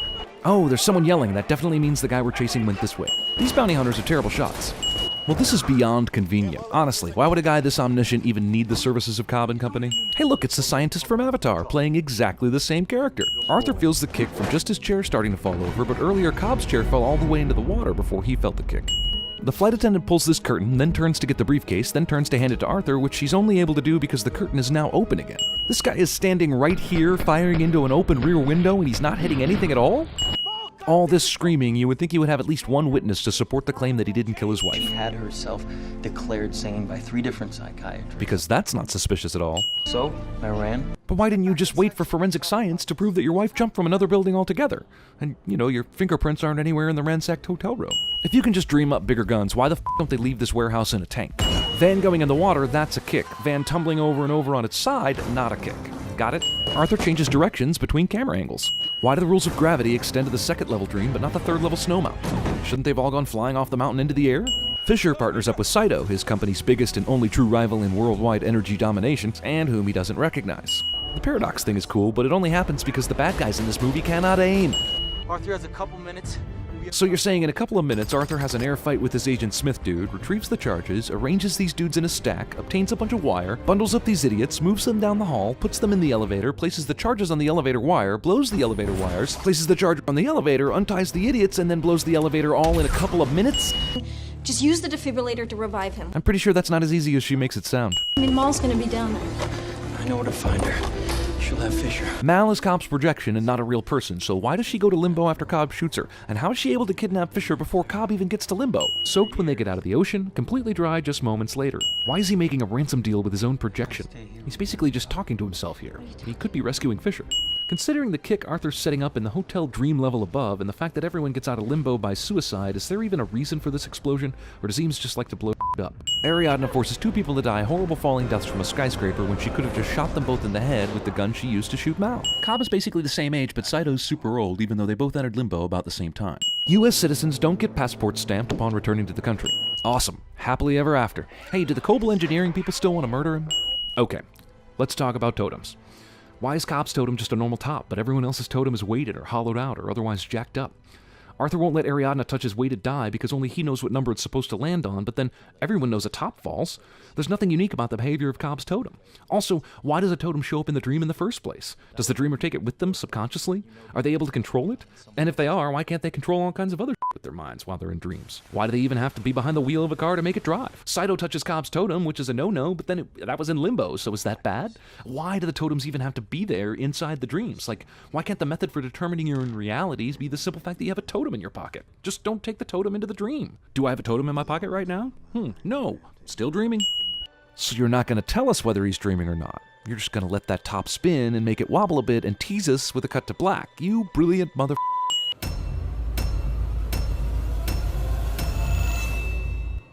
Over a minute of logos, including yet another unnecessary Bat logo. And oh yeah, DC Comics.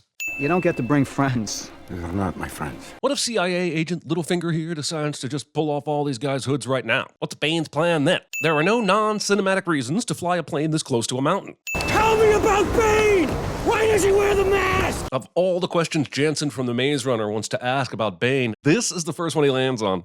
Or perhaps he's wondering why someone would shoot a man before throwing him out of a plane. Other than to make super sure he's dead, of course. The opening plane crash here looks neat, but it's pretty nonsensical and unimportant to the main plot. Yes, this is about getting Dr. Pavel, apparently the only human being alive who can create a nuke from Gotham's secret reactor, but my point is that this film felt compelled to try and top the opening heist of Dark Knight, and in doing so, created a confusing and beautiful opening that makes no sense and doesn't really ultimately matter. Oh my, they brought a whole dead body with them to do a transfusion. I guess to make sure Dr. Pavel's blood ends up in the wreckage. Does a crash scene investigator dive into something like this and say, this body seems to have Dr. Pavel's blood in it, but how was he able to change his bone structure and dental work since his last checkup? Well, there's nothing suspect about this star witness to Bane's organization going down in a mysterious plane crash. F it. Gotham has traded Chicago for New York City, and I don't like it. Harvey Dent Day may not be our oldest public holiday. I know Batman said to blame the murders in Dark Knight on him and keep Harvey a white knight even after death, but you made a holiday named after him? The f***?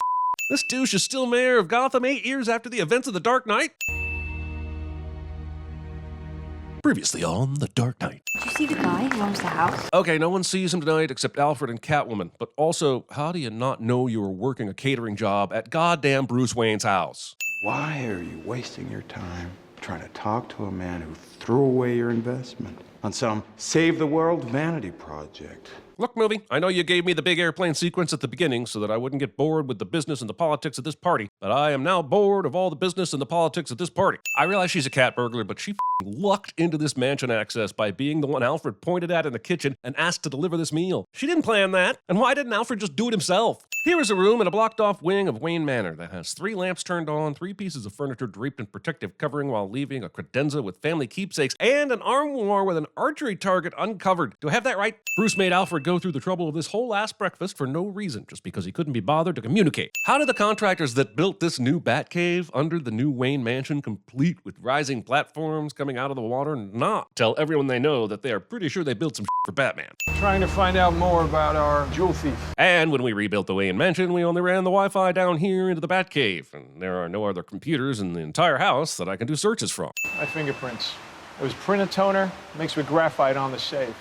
It gives you good pull, and it's untraceable. But you traced it. That seems to make it traceable, no? And why would printer toner and graphite be untraceable? At this point, I'd set you up with a chimpanzee if it brought you back to the world. That's a pretty huge leap, Alfred. Bruce is depressed because Rachel died and you're jumping to a relationship with chimps as a solution? Like, I don't want to be presumptuous, but have you tried suggesting therapy? Xanax? It's the boys on my ghost symbol. City of 30 million and I just found the body of a kid I know. Weird. Say you could live down there. Just say there's work down there. Do they come all the way back up and send Hallmark cards to tell you this? Who says this? What is their credibility? My friend's outside, just hit send. Selena tricks this guy into using the missing congressman's phone, which will bring a SWAT team to this bar. But remember, the congressman just happened to be waiting outside when she was leaving with Bruce's mom's pearls. Then she strings him along for a day or two to get his phone. If not for him, what was her plan to get away from Stryver, who wants to kill her now that he's got what he wants? One of the SWAT cars gives everyone a heads up by coming to a screeching halt just outside the bar for some reason. SWAT team curiously doesn't cover the back door of this bar where they think the congressman is. Murder. The SWAT raid is a mess. They run in, a gunfight ensues, and then they go out the back door chasing two randoms we only see for like a split second. That leads to Gordon going into the sewers and Bane stealing Gordon's Harvey Dent as an asshole letter, which sounds significant until you find out that nobody can find Bane in the sewers after this, and the only consequence of the letter is that when Bane reads it on TV, Gordon feels bad. I got the congressman. Seconds later, he's back out in the alley, and the congressman is still back at the bar. One of Bane's men is shooting at the SWAT guys from a fire escape because that makes all the sense in the world. What's the end game? Does he think he's going to kill the whole team from up here? You three, down with me! Is that Commissioner Gordon saying he's going to go after two dickheads in a sewer when he's got a whole SWAT team ready to go down there? There's a gas explosion, kid. Well, the gas is a sewer. Does this future detective and future Batman think there are no gases in a sewer? The water runs to any one of the outflows. We'll never find him. True, you may never find Gordon, with stuff being so unpredictable, but luckily, Blake can find him immediately, because after all, he was shown a kid's body here recently, so therefore, that's where Gordon went. And if I go get a warrant for the investigation of Harvey Dent's murder, I still count as unscheduled. Okay, first of all, to get a warrant for any reason, you will need a judge. And in this case, you will need to give the judge some manner of evidence-ish that suggests the murder as closed is incorrect. Second of all, the record says Batman killed Harvey Dent. There is no mention of Bruce Wayne in the Dent murder records. Third, you just wanted a line that suggested this beat cop knows Bruce is Batman. But even then, why would Alfred let him in, thereby confirming dude's suspicion? I'd seen that look on your face before. It's the same one I taught myself. Blake tells a story explaining how he knows Bruce Wayne is Batman, but it relies on a look one guy had on his face that another guy recognized, and that just ain't evidence. The foundation is funded by the profits of Wayne Enterprises. There have to be some. It's a little insulting that Bruce has never been told or didn't already realize that he was helping fund orphanages, and a couple of years ago, no one told him that funding was about to run out. I love that this movie wants us to believe that the first Wayne mansion burned down, and then 8 to 10 years later, they built a new one that looks like it was built in 1725 in France. Also, painstakingly building an 18th century French mansion, but leaving it with a dirt driveway, so every coming and going kicks up a new layer of dust on the property. Bruce sticks this thing in the window and goes rappelling down to where Gordon is, and I guess no one ever comes into the room and sees the window open and a cable going down, and no one asks, hey, who was the last patient in this room? Everyone is wearing a mask here, except Bruce Wayne. And I guess that's probably a commentary, but it's so on the nose, I'm kind of bored with it already. You think all this can last? There's a storm coming, Mr. Wayne. There's a storm coming in a Batman movie cliche. She's smart. Quite lovely. Why do both Lucius and Alfred mention how lovely Miranda Tate is, as if she and Bruce have some sort of relationship that just needs a little push to become romantic? They might as well say, I saw Kate Upton in the Sports Illustrated swimsuit issue the other day, and she's not dating Justin Verlander yet. She's quite lovely, hint, hint. Works fine. Except for the autopilot. You, dude, this is just a plot excuse to get Bruce to tinker with the software, but Wayne R&D did not have problems with the autopilot, you dickhead. The city needs Bruce Wayne. Cool, Alfred, but where was this energy the last 8 years when Bruce was in hiding? I said no rye. You said no rye? If you order a sandwich and it comes with rye bread, but you don't like rye bread, you substitute another bread. But your order would not be like, I'll take a Reuben, no rye, because then you get a pile of corned beef and sauerkraut. There's only a single two-door entrance to the entire stock exchange. It's broad-ass daylight outside right now. This will become important shortly. In fact, this will be the last you see of the sunshine for the duration of the chase, because they go in a tunnel, and when they come out, it's nighttime. I'm gonna take down the Batman. Hey, I get it. Batman is a wanted criminal, but I don't understand how you just forget. Well, I'll let Blake send this for me. Sir, what about the armed robbers?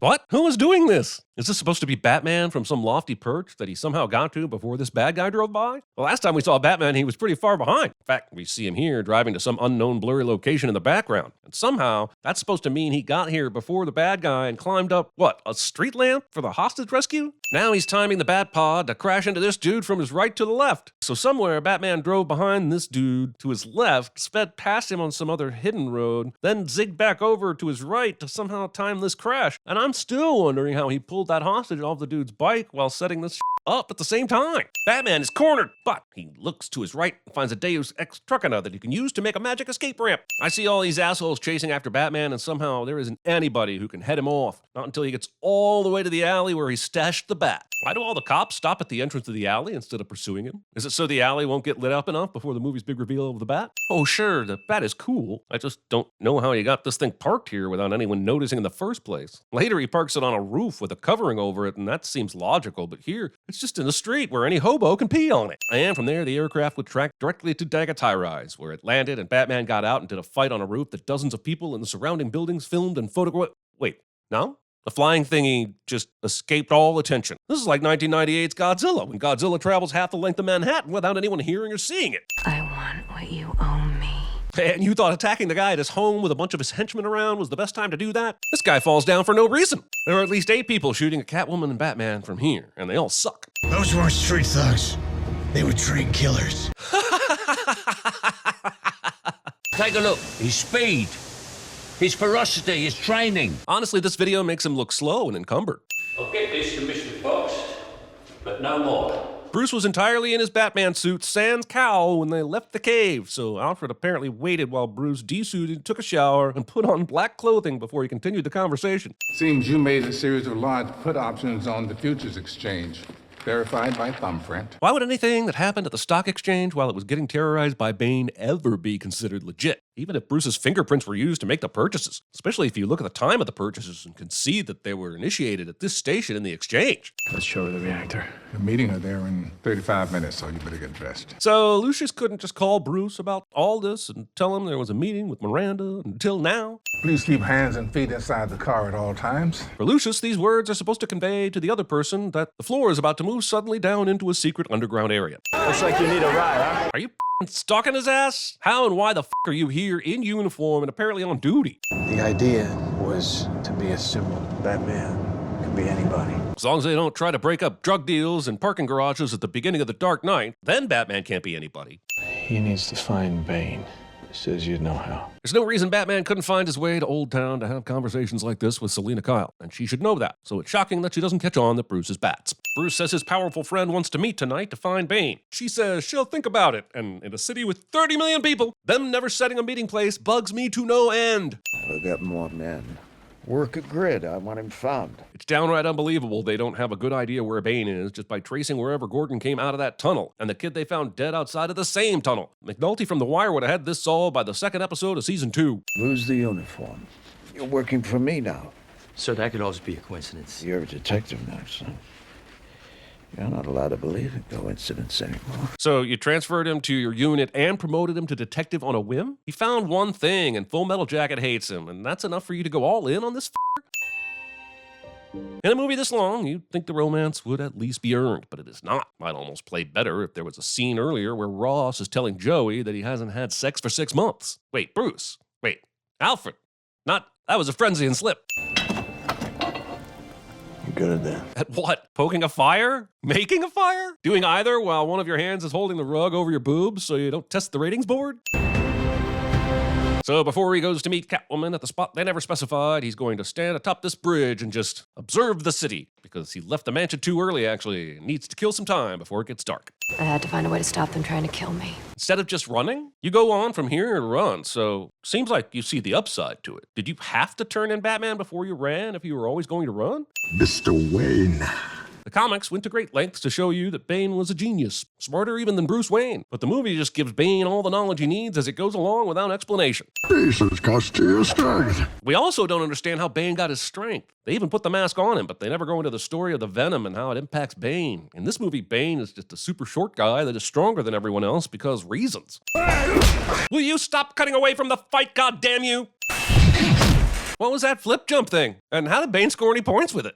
Then I will break you. Did Bane find Reese from the last movie and figure out that Bruce kept a whole bunch of Batman shit here? How lucky was this that they could just set up explosives and blow out the bottom floor of Wayne Tower to get access to all this tech? The problem with shit like this is they never explain how Bane knows this is here. Also, how's he gonna drive that tumbler out of the sewers? Is that one just like a throwaway tumbler? Like a lost leader? Even all these Bane soldiers climbing up into the armory are still climbing up into a basement. So how do they get all this shit out of here? How did Bruce Wayne get the original shit out of here? Is there a service elevator the size of the Oval Office? No matter how many times you rewind it or slow it down, it will always look like something came out of Bane's chest that broke Batman's back, like a quado or something, because the impact of the break is shown well before Batman could have reached Bane's knee. Instead of killing Bruce Wayne, aka Batman, Bane has his broken body dragged halfway around the world to be put in the same prison Bane himself grew up in, and leaves a TV, because he wants Bruce to watch Gotham fall, I guess. But also, how stupid is it that this is a pit in the Earth prison no one escapes from, but they have cable?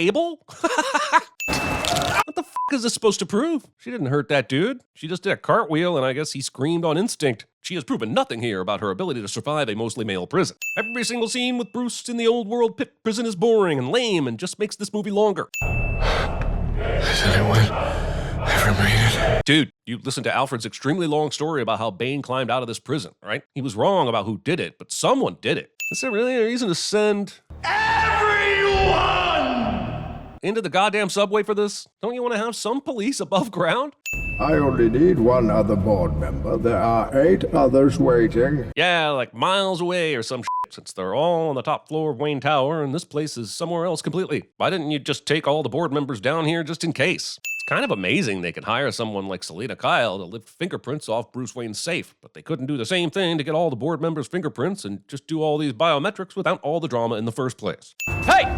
That was you in front of the stock exchange, wasn't it? Holy shit, he recognized that guy from that far away? Why does Gotham have a football team if 50,000 of its 30 million citizens can't even bother to show up and sell out a home game? And then suddenly the stands are completely filled. Luckily for Hines Ward, the explosion stopped right at the end zone. And you know what that means. 6 points. Blake was so torn up about using his handgun earlier, he's drowning his sorrows with a shotgun. If one person crosses this bridge, Gotham gets blown to hell. Why didn't you just blow a hole in this bridge like you did the other 12? Yeah, this is GCN, Gotham City News. This television is halfway around the world in a very old part of the world and several hundred feet underground. Even the electricity to run this TV is suspect. But the signal from GCN is full of more lies than the story of how I lost my virginity. I praise the madman who tried to murder my own child. We're at this moment because Gordon and Batman couldn't come up with a better story about Harvey at the end of The Dark Knight. It's like it had to start over with Bruce agonizing on whether to be Batman or not. This movie's not so much The Dark Knight Rises as it is Batman's chagrins. How many pages is this letter? But also, he only reads like a couple paragraphs tops. What's in the sentences he chose not to read aloud, eh? Context could be important. Gotham is yours. Whoop-a-doo, flip-flappity, skip-bebop, womp-womp, billy-bop-galoo. There's a vertebra protruding from your back. It has to be put back. And if I hang you from this rope and punch your back really hard, look, I don't know if this works or not. I flunked my second year of dental school. Stay like this until you stand. Next shot is Bruce with a full fucking beard having a vision of Liam Neeson. And are you seriously telling me he sat here in this armpit torture swing for weeks without food, water, or bathroom breaks? Liam Neeson isn't killing anyone in this scene. Thankfully, for the underground resistance, the tumblers don't have rear-view mirrors. Bruce doesn't die from this fall 3 times over. I'm honestly surprised the rope didn't literally slice his body in 2. You told me a child did it. But no ordinary child. A child born in hell. So therefore, that kid had amazing climbing abilities due to their harsh surroundings. The movie tries to make me think this is Bane when they've clearly cast Joey King in the role of the small child, which of course means it's going to be Miranda. Nobody knew who Joey King was back in 2012, but this is 2022 and I feel superior, so here's a sin. Miss Tate's fully aware of the situation. Continuing to trust Miss Tate without any of the geniuses in this movie doing a proper background check on her. Bane turned the core into a bomb and removed it from the reactor. Here's the important part. Why the fuck does Blake have to do color commentary on Lucius's exposition? What does that mean? Rise. Fuck you, Bruce. You never cared to ask before now. This climb does look daunting, but also remember, his back was literally broken a few months ago, and now his biggest obstacle is this climb. And of course, the pit splooges bats, because Batman. Cameoing this idiot. Miss Tate, I can't ask you to do that. Please. Look, I was Joey King once, and I think that if I really try, I can be Joey King again. The director said, let's have your character eat an apple and then throw the bitten apple to the kid who stole the apple from 2 other assholes. It'll make you look even more like an asshole. Pretty generous for a thief. Wow. How the f did Bruce make the trip from halfway across the world to here in this amount of time? Last time he had Alfred pick him up. This time Alfred doesn't love him anymore. Also, how did he know Selina would be here at this very moment? Also, Bruce Wayne comes back into town and his first act is to track down Selina Kyle because he wants her to ride the bike and blow up a single tunnel entrance blockage? Clean slate. When did he get that shit? Was it left in his personals bag while in prison? Or did he stop by Wayne Manor to pick this shit up? But tomorrow that bomb's going off. You really sorted out your broken back stuff right at the last minute, didn't you? Why do these guys shoot Ross, throw a grenade down into the sewer to kill the other cops, but leave Blake alive? I'm sure the burning bat signal is a clapping moment for some, but I just think about all the time Batman wasted doing this. Also, how do you pour gasoline from the frozen river all the way up to the bridge so precisely that no one sees you do this shit? Impossible. Well, it would have been impossible if you'd killed him. But also, it's only a giant fire in the shape of a bat. Doesn't actually mean that Batman is back. I mean, he is back, but Bane can't know this from seeing a giant fire in the shape of a bat. They might hit the button when it starts. Batman plays the pronoun game so that Gordon has to ask what the hell it is. This guy falls down for no reason, too. Count to 5, then throw. Even if you time an official stopwatch to start counting as soon as Batman finishes saying the word throw, this bomb blows up way before 5. We caught shit in our original video for speeding up the footage, which we only did because we stupidly thought our videos needed to be as short as possible, but I'll play the whole thing for you, and you can use your own stopwatch. Here we go. 3, 2, 1. Count to 5, then throw.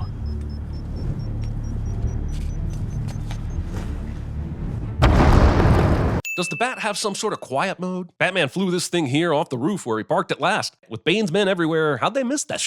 Catwoman drives this thing for the first time ever and does it in snowy conditions. Okay, look, so to the left of these cops, there's some construction. Fine. But I can't think of a single reason why these cops didn't fan out to occupy the opposite sidewalk, which is completely open. Was there not a talk before this battle started to just go ahead and gang tackle Bane, or are we going to be okay with the cops futilely going one-on-one because we know this is Batman's fight? So you came back to die with your city?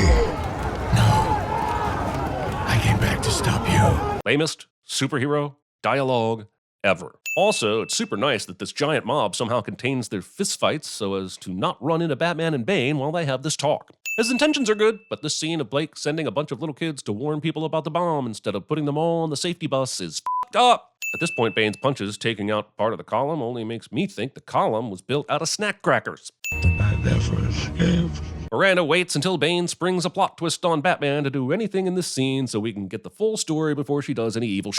A simple knife is enough to nearly end Batman. A knife! That my father could not accept Bane. He saw only a monster whose very existence was a reminder of the hell he'd left his wife to die in. And his own kid didn't? Vengeance against the man who killed him is simply a reward for my patience. My question is, why did you f*** him? You already got what you wanted before you did that. So how did you get it up to have wild, passionate f*** sex with the dude who Mr. Glassed your father in that train crash? If you take one step forward, we will shoot you. Why is it so hard for Blake to prove to these assholes that the bomb is going to go off no matter what they do? Why does this even have to be a conflict? Thanks to the drama with Miranda and Bane, the movie decided that the fight outside turned out pretty positive for the cops, who were fighting so-called well-trained men who had guns. Matthew Modine. Matthew Modown? Anyway, either you live long enough to become the white glove cop or you just die. Somehow everyone missed the incredibly loud sound of the bat pod as it revved through this building and Selina took aim at Bane. Shoot at his feet. Can this asshole really not meet Blake halfway and have a conversation? So the bad guys could have blown this bridge with all the others, but chose not to so that they could make some school children think they could maybe get to safety? Batman keeps shooting at these things, but doesn't he have an EMP? You can't expect me to believe she just knows how to do this on this bike. Gordon survived that. Prepare yourselves, my fathers. These assholes stand and listen to this shit instead of trying to get the bomb the fuck out of here.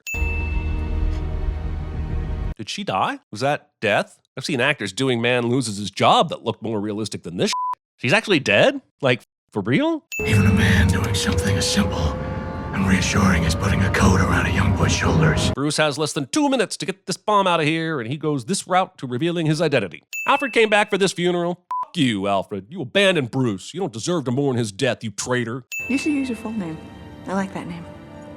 Robin. Man, this Robin reveal is almost more stilted and awkward than Miranda's death scene. This entire autopilot system is completely obsolete. I just need to know what I could have done to fix it.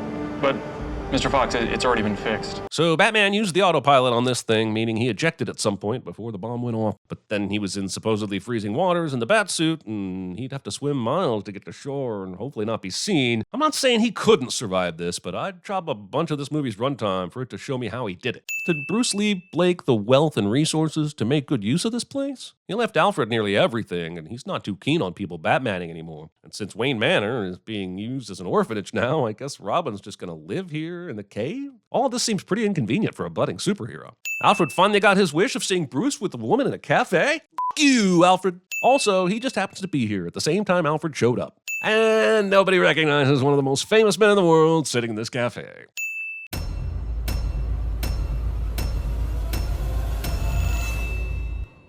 In a nearly 3-hour movie, 58 seconds of logos. Movie rips off Band of Brothers right out of the gate, and I am too big a Band of Brothers fan to just let that slide. Oh man, is that Korn? I'm gonna be so pumped if that's a field of, oh, is the music swelling to match my own excitement for Korn? I guess I can't describe it. It was just constant. I guess maybe we could figure that out just by looking at the movie. But thanks, documentary. Be nice to that Miss Hanley. She's single. Well, what's that supposed to mean? Repopulating the Earth. Start pulling your weight, young man. Okay, first of all, he has 2 kids already, asshole. Second of all, widowed grandpa suggests son should ignore looks and attraction as basic human sexual instincts and just make babies with the nearest teacher he can find. John Lithgow is playing basically another version of his Rise of the Planet of the Apes character, an ineffective grandfather only here to show us how fast time moves and how futile it all is. Why did you and Mom name me after something that's bad? You mean Murphy's Law? Well, that's only one use of why didn't he have this conversation with her at a younger age? Also, considering how Cooper will start driving this truck with the flat tire like it never happened, I have a terrible feeling this flat tire scene was created just so that Murph could get a lesson about why she's named Murph. What about the flat tire? Indeed. Jesus, that truck caught up to that drone so fast it could only be due to the power of editing. Unless you're telling me this particular drone wants to be followed. Truck with supposedly flat tire now drives like it never happened. Anyone else with me on this? Mysteries of Interstellar. How a pickup truck can drive with a flat tire among densely planted corn stalks taller than it. Yep, I thought so. Dad? Dad! Kid who insists on yelling dad instead of explicit instructions nearly Thelma and Louises his entire family. Long after they emergency stop to avoid following a drone off a cliff into a lake, the drone helpfully flies by again, almost as though it had not recently just been in front of them. Okay, so 222 915 and wait a minute, the one that says 5 actually has 6. I'm afraid this girl isn't gifted after all. It's an old federal textbook. We've replaced them with the corrected versions. Corrected. Explaining how the Apollo missions were fake to bankrupt the Soviet Union. The idiocracy starts here, and despite how ridiculous this woman sounds, it's not that far from the truth. What does Dr. Tyson have to say about this? Mysteries of Interstellar. In this unreal future, they teach unscientific things in science class. Oh wait, that is real. So we'll take opposite.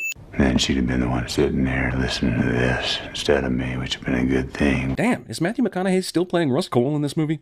Does every line reading have to sound like his larynx is being dragged on the floor of a gravel library? Now you should come take a look. You should come take a look at this cliche. Just don't think your bookshelf's trying to talk to you.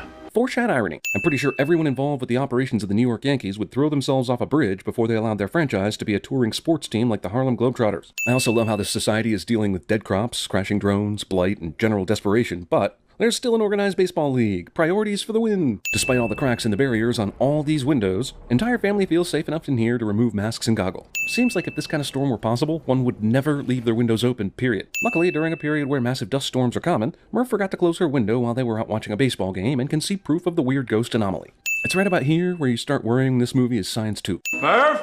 Grandpa will be home in a while. Tell him I call him on the radio. Without any verification that she heard this, Cooper leaves and drives off so that Murph can get away with going on the trip. Make yourself useful. I didn't want you to come on this trip because I didn't know what I'd find out here. But sure, tag along now that you tricked me so brilliantly. I don't possibly have time to drive you back home. This is something I need to do right now, despite the possible danger. 23 minutes in, and a movie called Interstellar has yet to give me even a tiny little bit of space. Restricted territory in a post-apocalyptic blight-ridden world?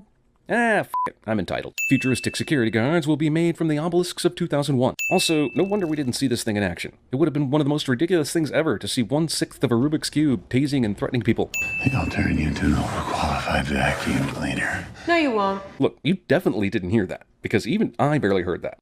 Hello, Cooper. Professor Bryant.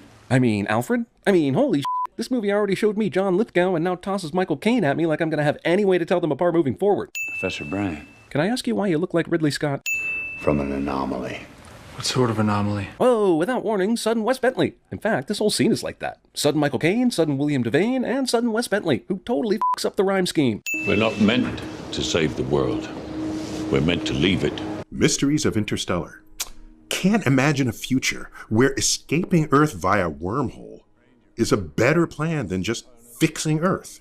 You're the best pilot we ever had. Niobe is jealous how amazing this guy's piloting ability is. We need a pilot. Well, and thank goodness this awesome pilot just happened upon your facility right before the big mission. Also, how has NASA continued operating below radar for enough years to build all this shit, but not long enough to recruit and train their new modern pilots? A wormhole's not a naturally occurring phenomenon. Yeah, because after all, you need a wormhole-making machine in order for there to be wormholes. Duh. They've put potentially habitable worlds right within our reach. But why so far? If this group of Samaritans created a wormhole for us to use, why did they put it near Saturn? Also, doesn't such a wormhole possibly affect the gravity of the region? Did these five-dimensional beings put some sort of anti-screws-things-up device on their wormhole? And one system shows promise. One, that's a bit of a long shot, isn't it? One system with 3 potential worlds? Well, Doctor, if one of you could have just led with that, then Cooper wouldn't be asking questions, now would he? 3.5 minutes of goodbye daughtering. So wait, after all this time on the ground and being a farmer, he's just ready to go back into space immediately? Don't we need to get him into shape for that? Everybody good? Plenty of slaves for my robot colony? I gave him a humor setting so he'd fit in better with his unit. Jesus, that's one advanced humor setting, where a robot can sarcastically threaten the entire crew with his witticisms. But who actually needs the robot to fit in anyway? Who's up in space thinking, damn, if only this robot could be sarcastic? Then I'd trust it. What's your humor setting, Towers? That's 100%. Let's bring it on down to 75, please. How does a computer calculate the amount of humor it can express in any given instant? Hey, Towers, what's your honesty parameter? 90%. 90%. Again, now, how does a computer decide when to use the 10% total f***ing liar portion of this parameter? In Interstellar, the producers knew exactly how, why, and when you'd achieve 0G in space. Damn, this scene is so 2001, I'm surprised there isn't text on screen stating space just outside Earth, homage to classic film 2001. I admit, watching them flip switches and doing important space duties can be fascinating. It's just that, damn, this movie is nearly 3 hours, and it took 45 minutes to even get to space. Can we just all agree that they're good astronauts who will do all the technical things that astronauts do and get moving already? Dr. Brand and Edmonds, they close? After asking one question about Dr. Edmonds earlier, with virtually no tells, Cooper has enough Sherlock Holmes in him to be able to figure out that Edmonds and Brand are lovers. I asked Murph to say hi, but she's as stubborn as her old man. Jesus, this girl holds a bigger grudge than that girl in that movie. I can't think of the title right now, but it was about this ghost that killed people with a grudge. A wormhole bends space like this. Here, a genius NASA astronaut will explain the theory of wormholes to another genius NASA astronaut. The planet is much closer to Gargantua than we thought. Gargantua. It's what we're calling them, the black hole. This seems like total madness. Isn't this madness? In Interstellar, they explore a planet near a black hole. Personally, I'd stay as far the hell away from black holes as I can. Yep, Dr. Tyson's with us on this. Landing there takes us dangerously close, and a black hole that big has a huge gravitational pull. Mysteries of Interstellar. Stars vastly outnumber black holes. Why is the best Earth-like planet one that orbits a black hole? Gravity on that planet will slow our clock compared to Earth's drastically. Gravity slows time? I'm sorry, what kind of drugs did you smoke when you made this movie? In Interstellar, and in the real universe, strong gravitational fields measurably slow passage of time relative to others. Okay, we'll remove the sin, but do we have to be happy about it? Every hour we spend on that planet will be 7 years back on Earth. That's relativity, folks. Casual black hole relativity bull seems just casual enough to be super wrong. In Interstellar, experienced Einstein's relativity of time as no other feature film has shown. Well, okay. A literal heart of darkness. Hey man, just because dictionaries are recognizing the figurative definition of literal doesn't mean I am. Those aren't mountains. They're waves. Well, man, how can you tell that from here? Oh, I guess because this planet is revolving around some sort of black hole, it must have tidal waves the size of the Burj Khalifa, huh? In Interstellar, you observe great tidal waves from great tidal forces of magnitude that orbiting a black hole might create. Damn, foiled again. Get your ass back to the Ranger now! Someone outside the ship makes a decision that could prevent them from getting back on the ship in time cliché. I still think this is a cumbersome invention. How does this thing generate the kind of force it needs to move in this manner? I don't see anything that can propel this machine's feet to walk, much less in water. This is the slowest wave ever. It's almost like it knows the protagonists need extra time. Cooper? Wait a goddamn minute. I'm sure you just said... Case homicide! 45 to an hour. Now, I'm not sure if you guys were talking about the next wave or how long until the ship could fly, but regardless, 4 minutes of dialogue with Anne Hathaway doesn't explain this 45 to an hour in any way. Oh yeah, Wes Bentley's character I barely cared about died. I'll make a note of that for future sorrow. 23 years, 4 months, 8 days. Wait, so all that stuff we saw on the ocean planet took over 3 hours? How did this 20-minute adventure last 3 goddamn hours? We've got years of messages stored. I get that we like to make fun of the crying in this scene, but damn. Imagine watching your young children grow up over a handful of Skype chats, but one way, where you can't say anything. So this shot of McConaughey catching up after 23 years is just downright awesome and heartbreaking, so we'll knock us in off for that. We must confront the reality of interstellar travel. Roll credits. Love is the one thing we're capable of perceiving that transcends dimensions of time and space. Movie drops the power of love bomb on us. Apparently the universe is an actor, able to operate only once someone tells it its motivation. Sure, the universe says, anything is possible if you're in love. Here are the secrets to time travel. Also, strong female character with amazing scientific background decides Edna's planet is the best because love. And who are you to say she's wrong? Next year I'm gonna work Nelson's farm, I'll make it up. What happened to Nelson? Nelson died walk. How does running into basically what amounts to a wall of ice not do anything to your spacecraft? And this was a planet candidate? Dr. Tyson? Mysteries of Interstellar. Gotta tell you, Mars, right next door, looks way safer than those new planets they traveled to. Just what I was thinking. Damn. Movie expects me to believe 3-legged metal robot is somehow going to climb this icy-ass steep hill. That's another thing. If these machines like TARS and Case are so adept at walking around, observing, collecting data, everything that humans do, why did they even send humans to do this job? Yeah, they explain it later. A machine doesn't improvise well because you can't program a fear of death. But that's total nonsense. So here's a guy named Dr. Mann, and all that implies. 2 Matts on screen and they don't even make out. What a ripoff. You have literally raised me from the dead. Lazarus. Hey, did you guys hear that? Something just beat me over the head. I can't figure out what it was, but I am woozy. But with oxygen and limited supply, Kip there really did most of the legwork. Kip? What kind of a stupid name is that? Somebody's kid got their name in the movie, I bet. In Interstellar, there's a robot named Kip. One of the executive producers, a physicist, is named Kip. I'm just saying. Oh, damn. I take that back. Dr. Brand, I'm sorry to tell you that your father died today. So they're letting her receive this message right now in front of everybody? I thought they usually had a time for that when they went back to the ship. But I get the sneaking suspicion she's allowed to hear her message because it has some sort of plot-related information and is more dramatic that way. If a black hole is an oyster, then the singularity is the pearl inside. Oh. The equation couldn't reconcile relativity with quantum mechanics. You need more. Like more dialogue so that you don't sound like a vague bastard. Gargantua is an older spinning black hole. It's what we call a gentle singularity. Gentle. They're hardly gentle. But the tidal gravity is so quick that... This is why many were torn watching this movie. It works hard to give some scientific basis for the actions taking place, and even painstakingly tries to make it simpler for the common folk to understand. But the problem is you're probably not smart enough to follow along in every instance. You just have to kind of hang on and take some leaps to understand a lot of this stuff. I mean, points for trying to be scientific and smart, but damn, this is hard to follow sometimes. In Interstellar, if you don't understand the physics, try Kip Thorne's highly readable book, The Science of Interstellar. You know, we have a motto here, that the books don't matter, but who are we to argue with Neil deGrasse Tyson? I've already told him what to look for. But how do you know what to look for?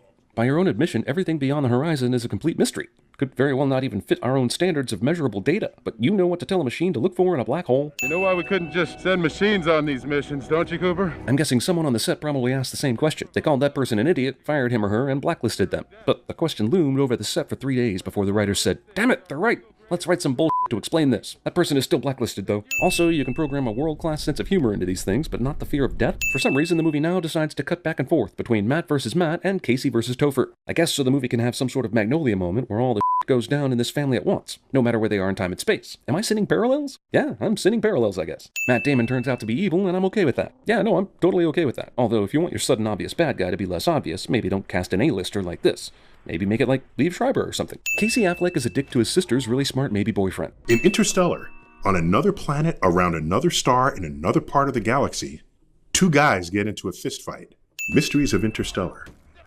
If you can crack your space helmet yet keep fighting, the planet's air can't be all that bad for you. You're feeling it, aren't you? Say, how come Anne Hathaway and the other dude can't hear these comms? How does it take this long for these two to fly to the spot that Mann and Cooper walked to a little bit ago? Doesn't know the endurance docking procedure. Well, the autopilot does. Not since TARS disabled it. What's your trust setting, TARS? Lower than yours, apparently. Haha, funny joke for sure, but earlier Tars said this. You try to remember that as a robot, I have to do anything you say. So how does this robot act alone when it comes to disabling autopilots and not telling anybody about it? Why didn't he tell Cooper, I don't trust man because X, Y, and Z, instead of keeping it to himself? So they can disable auto-docking, but they can't disable his ability to video game dock. If you open the hatch, the airlock will depressurize. Something Dr. Mann would know, were he the super scientist astronaut this movie has made him out to be. But whatever, heroes gotta win, yo. What happens if he blows the airlock? Nothing good. Thanks for a helpful and precise answer. Relay my transmission to the onboard computer and have it rebroadcast as emergency PA. Jesus, why didn't you think of that before? Seems like an obvious thought if you can't communicate with someone. Do not open the inner hatch. And the message continues to be, don't open the inner hatch. Instead of, you're going to die if you open the hatch like this, here's why. I repeat, do not. Brand! So Mann turns the radio back on and starts talking to Dr. Brand, not letting her get a word in edgewise. However, she can still use the emergency PA to transport the important information uninterrupted, right? Cooper, what are you doing? Docking. And I have no time to tell you how that's possible, woman. Gotta admit though, matching the spin of the Endurance in order to dock it is a pretty amazing scene.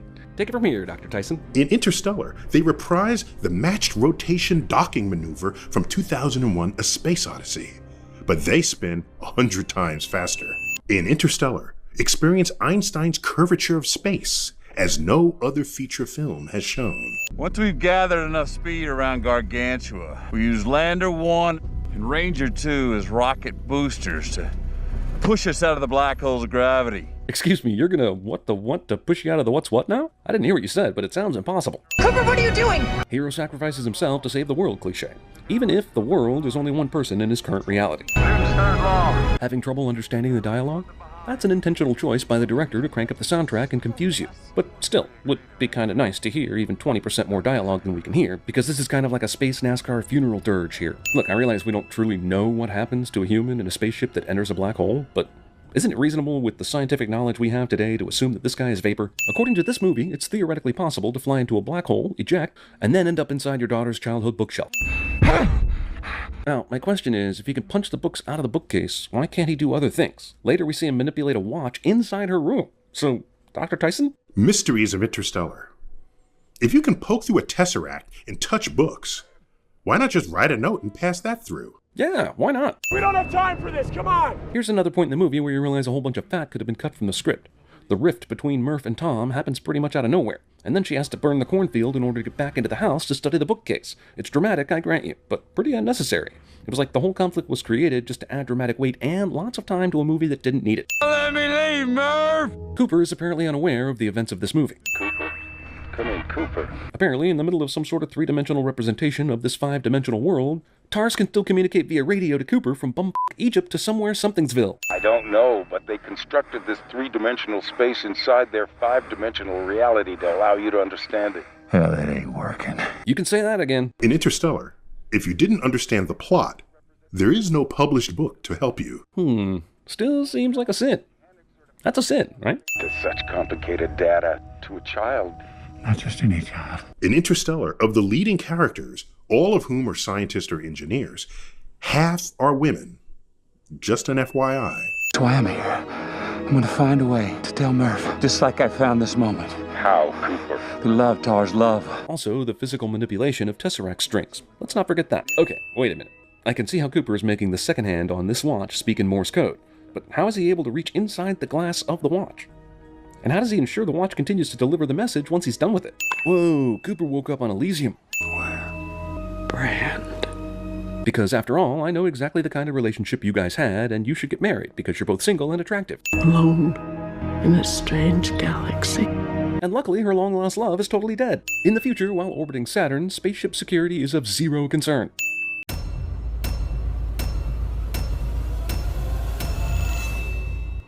If this many people are walking to their seats as the soundproof wall is lowering, then this whole community needs a lesson in promptness. 10 minutes early is 5 minutes late, people. Here's a sin for every person in this section that upon finding their girlfriend-wife's seat said, "Look, I finally found your G-spot." Terrorists are addicted to the cello. To show you I really mean business, I will up your sheet music. Take that, culture. I can't figure out how the gas works this quickly, or why it's knocking out some of the gunmen, but then some other gunmen came prepared with gas masks. Well, at least this will be the last time this movie confuses me. We live in a twilight world. We live in a twilight world. Quick, say the response code. And we pledge our loyalty to Team Jacob. Just don't let Neil hear you. You have 2 minutes. Make up your mind. He has exactly 16 seconds. No friends at dusk, huh? You'll do. Get him to the rally point. So begins a discombobulating journey when you watch this movie in a theater and get no subtitles for the English-speaking characters. You'll constantly be asking, what they just say? Who's that? What just happened? And, ironically, can I rewind this through most of the movie? All of that, and you're still worried you might get COVID watching this thing. There is zero chance he finds and retrieves every single bomb in this giant room in 2 minutes. This is a room full of future corpses and the movie knows it. So the bullet hole appears before Neil shoots his gun and saves the protagonist. So if you're in forward time, when does this bullet hole first appear? If you were to live in inverted time from this moment, the bullet hole would be there forever. To the days the opera house was being constructed, or deconstructed from your perspective. Meaning nobody wanted to fix a mysterious bullet hole in the seating area for years. And that's just poor opera house management. Be sure to make note of this little tag on the back of Robert Pattinson's backpack for like 1 second, so that you can understand what happened in this scene 2.5 hours later. But why doesn't this explosion take out the floor right above these people? The movie wants me to think he saved all these lives, but he did not. All I have for you is a gesture in combination with a word, Tenet. Rolls Tenet's lore? Protagonist does push-ups during a Christopher Nolan movie cliche. You're not here for what, you're here for how. And by how, I actually mean what, considering I will give you no clear scientific explanation, and instead just show you a bunch of cool reversory backseat stuff. As I understand it, we're trying to prevent World War III. Nuclear holocaust. Wow, did I just get inverted to 1995? Didn't John David Washington's dad talk about nuclear holocaust in Crimson Tide? You have to have dropped it. Okay, but just a few seconds ago, he caught a reverse bullet in the gun without any kind of voodoo mind gymnastics. He just pointed and the bullet did the thing. So why all of a sudden are we dealing with psychological prerequisites? Pushing the trigger isn't even the correct term. Don't try to understand it. Feel it. Oh, you. This is just the straw explanation and Looper all over again. And I'm tired of being told I'm the bad guy for trying to understand things. Explain it fully or don't even try, because I'm tired of putting up with your half-hearted attempts to placate me. Either out a comprehensive theory of time or get off the temporal pot. You're not shooting the bullet. You're catching it. Whoa.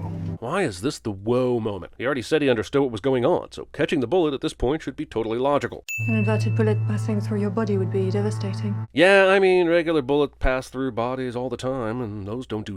Where did you get them? Came with the wall. And did the casings come with the wall too? And the gun? Every single microscopic piece of the wall that it needs to rebuild itself? I'm beginning to think this concept may have more holes than that bullshit reverse entropy target stone does.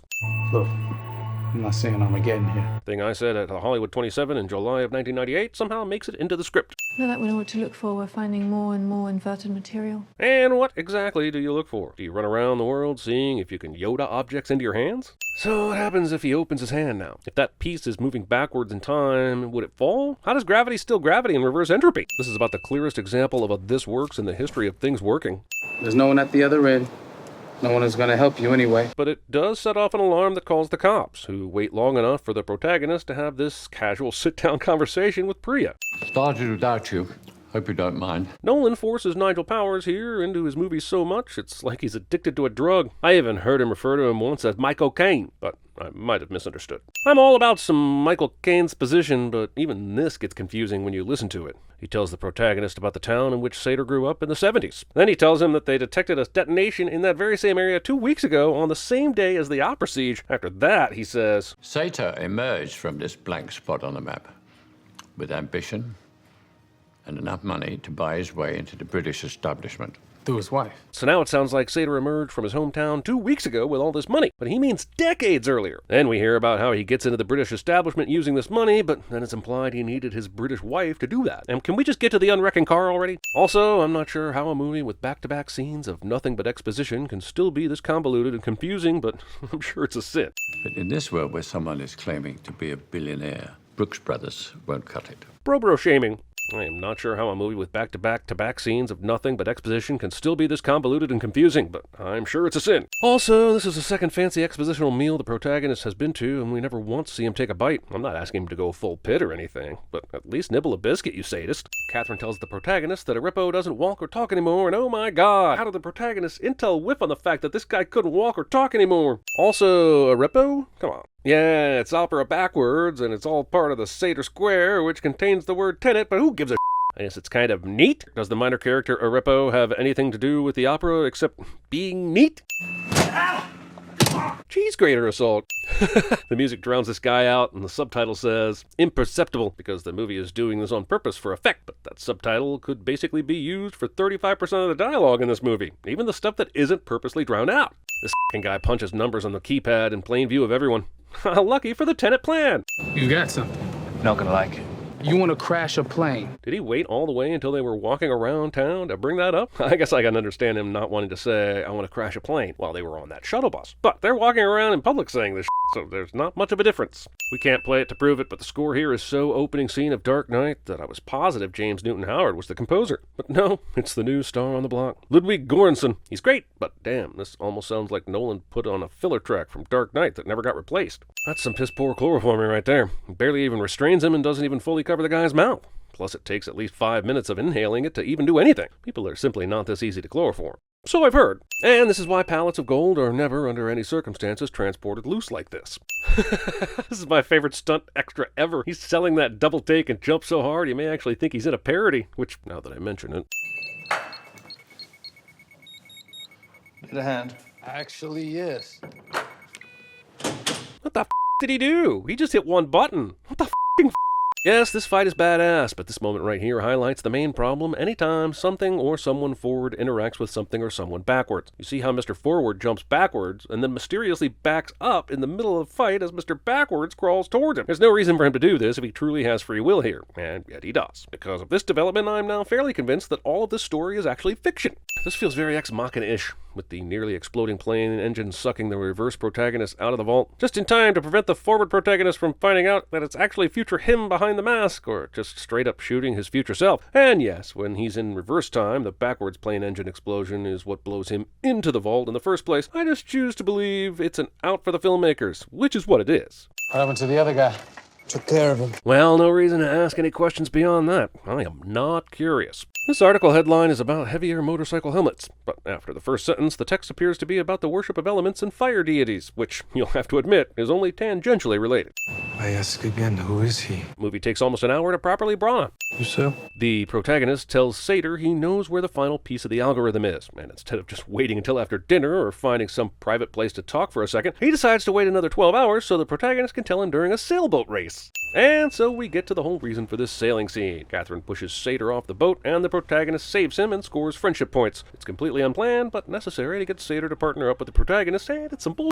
Of course, the young before he's rich Sator is working on a dreary, rainy day, so we can't see this document more clearly. And of course, the movie couldn't just stay on the document a little bit longer so that we could register that it has his name on it. Yes, I eventually figured it out, but why did this reveal need to be so obscure? If I can't have you, no one else can. I'm not sure what frequency Kenneth is operating on here, but you can probably find it on your dial somewhere near Loves the Taste of the Scenery .7 FM. Blink and you'll miss it. These are the materials the future sends to Sator. Remember when Gary Larson did that one Far Side cartoon called Cow Tools, and nobody knew what it meant? This is Christopher Nolan's Cow Tools.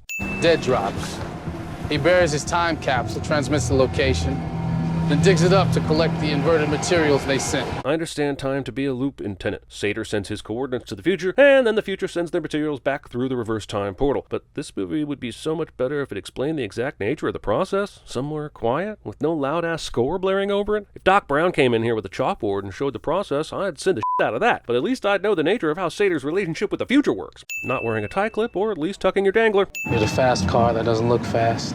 4 heavy vehicles. Movie spends almost every moment between set pieces with expositional dialogue setting up upcoming set pieces. It doesn't help that these set piece setup pieces are also cut to pieces. Look at me! Villain says look at me really loud in a Christopher Nolan movie cliche. You don't negotiate with a tiger. You admire a tiger until it turns on you and you feel its true King nature!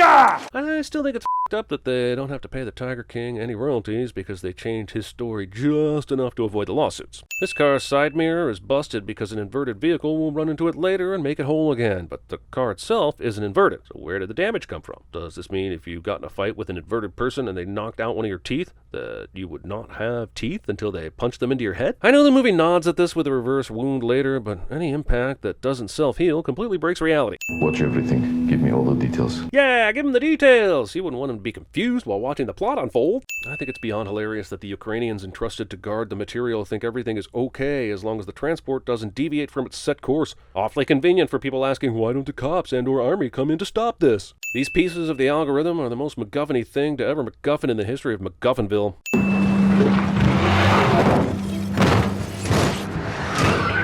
Yeah! Okay, so after that super cool moment, why don't we see Sator's SUV right next to the car, since later we know it's the SUV that causes the wreck. The protagonist makes it look way too easy to throw a Pelican case from a moving car, bounce it off the hood of another car, and into the arms of a person in yet another car. Not only that, Sator and his crew make it look way too easy to transfer between moving cars. This shot shows they have absolutely no time to stop the car from crashing into the traffic ahead, and the protagonist takes an additional 16 seconds to get inside the car, and somehow slow a speeding vehicle down with his hand on the brake stretching as far as he can go.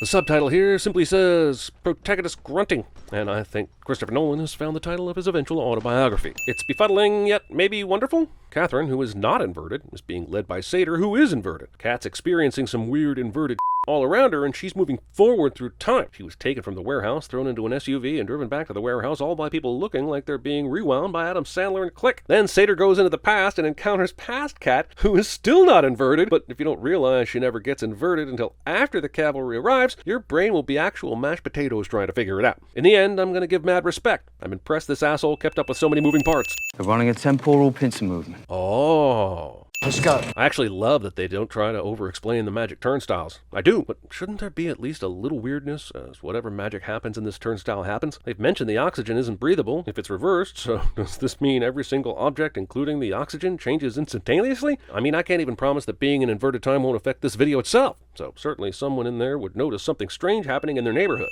Also, speaking of the oxygen, how do they keep all the inverted oxygen from mixing with the regular oxygen? They obviously have a double door system here to change it out, but there was nothing like that in the Oslo turnstile, which means inverted oxygen is just out there mixing with the regular stuff. And yet the Surgeon General remains suspiciously silent. This is cowboy.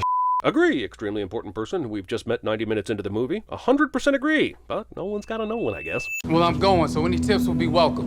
Wheeler, brief him. I'm all for giving another actor a shot to say some lines in a movie, but why the can't Aaron Taylor Johnson brief him? Well, if your particles come into contact... What? Annihilation. That would be bad, right? I mean, sure, it was abstract, but the demon bear was terrifying, and honestly, even with the open ending, it still made more sense than this mess. She tells the protagonist gravity will appear normal, and no. Wrong. Sorry for another bit of paradox's paradox here, but we've also seen inverted objects be dropped, which would feel to the object like it's defying gravity. So basically, if someone drops you off a building in inverted time, to you it would feel as if you were suddenly thrown into the air 30 stories and then grabbed by someone at the top. My point is, I'm not allowing you to get away with this gravity will feel normal shit, and I'm adding 3 sins for the oversimplification. But what if he decides at this point not to finish this step? If the water is already responding, does he lose free will? Neil would say he has to finish this step because what happens always happens. But now we are into free will versus determinism and the paradox of their cohabitation. I swear I really dig this movie, but it's a confusing pile of aneurysm the second you start to actually try and reason it out. Tracking and driving. Get the other sections of the algorithm to the hypocenter. I can't believe this asshole mentions the hypocenter during this sequence. I guess if he doesn't, there's no way to save the world, but it's an incredibly weird thing to bring up when your main focus is trying to find the last piece of your WMD. Okay, so we find out that the protagonist threw the metal box into the car that the reverse protagonist is driving. But if you take a close look at the protagonist's throw, you'll find that he totally misses the opening in the window. You can see part of the material fall outside of the car door, and they had to make an edit to make it look like it was perfectly thrown. You did get my pulse above 130. No one's done that before, not even my wife. Being proud of your boring sex life. Why does this fire seem completely normal when we are in inverted perspective? I'll wait.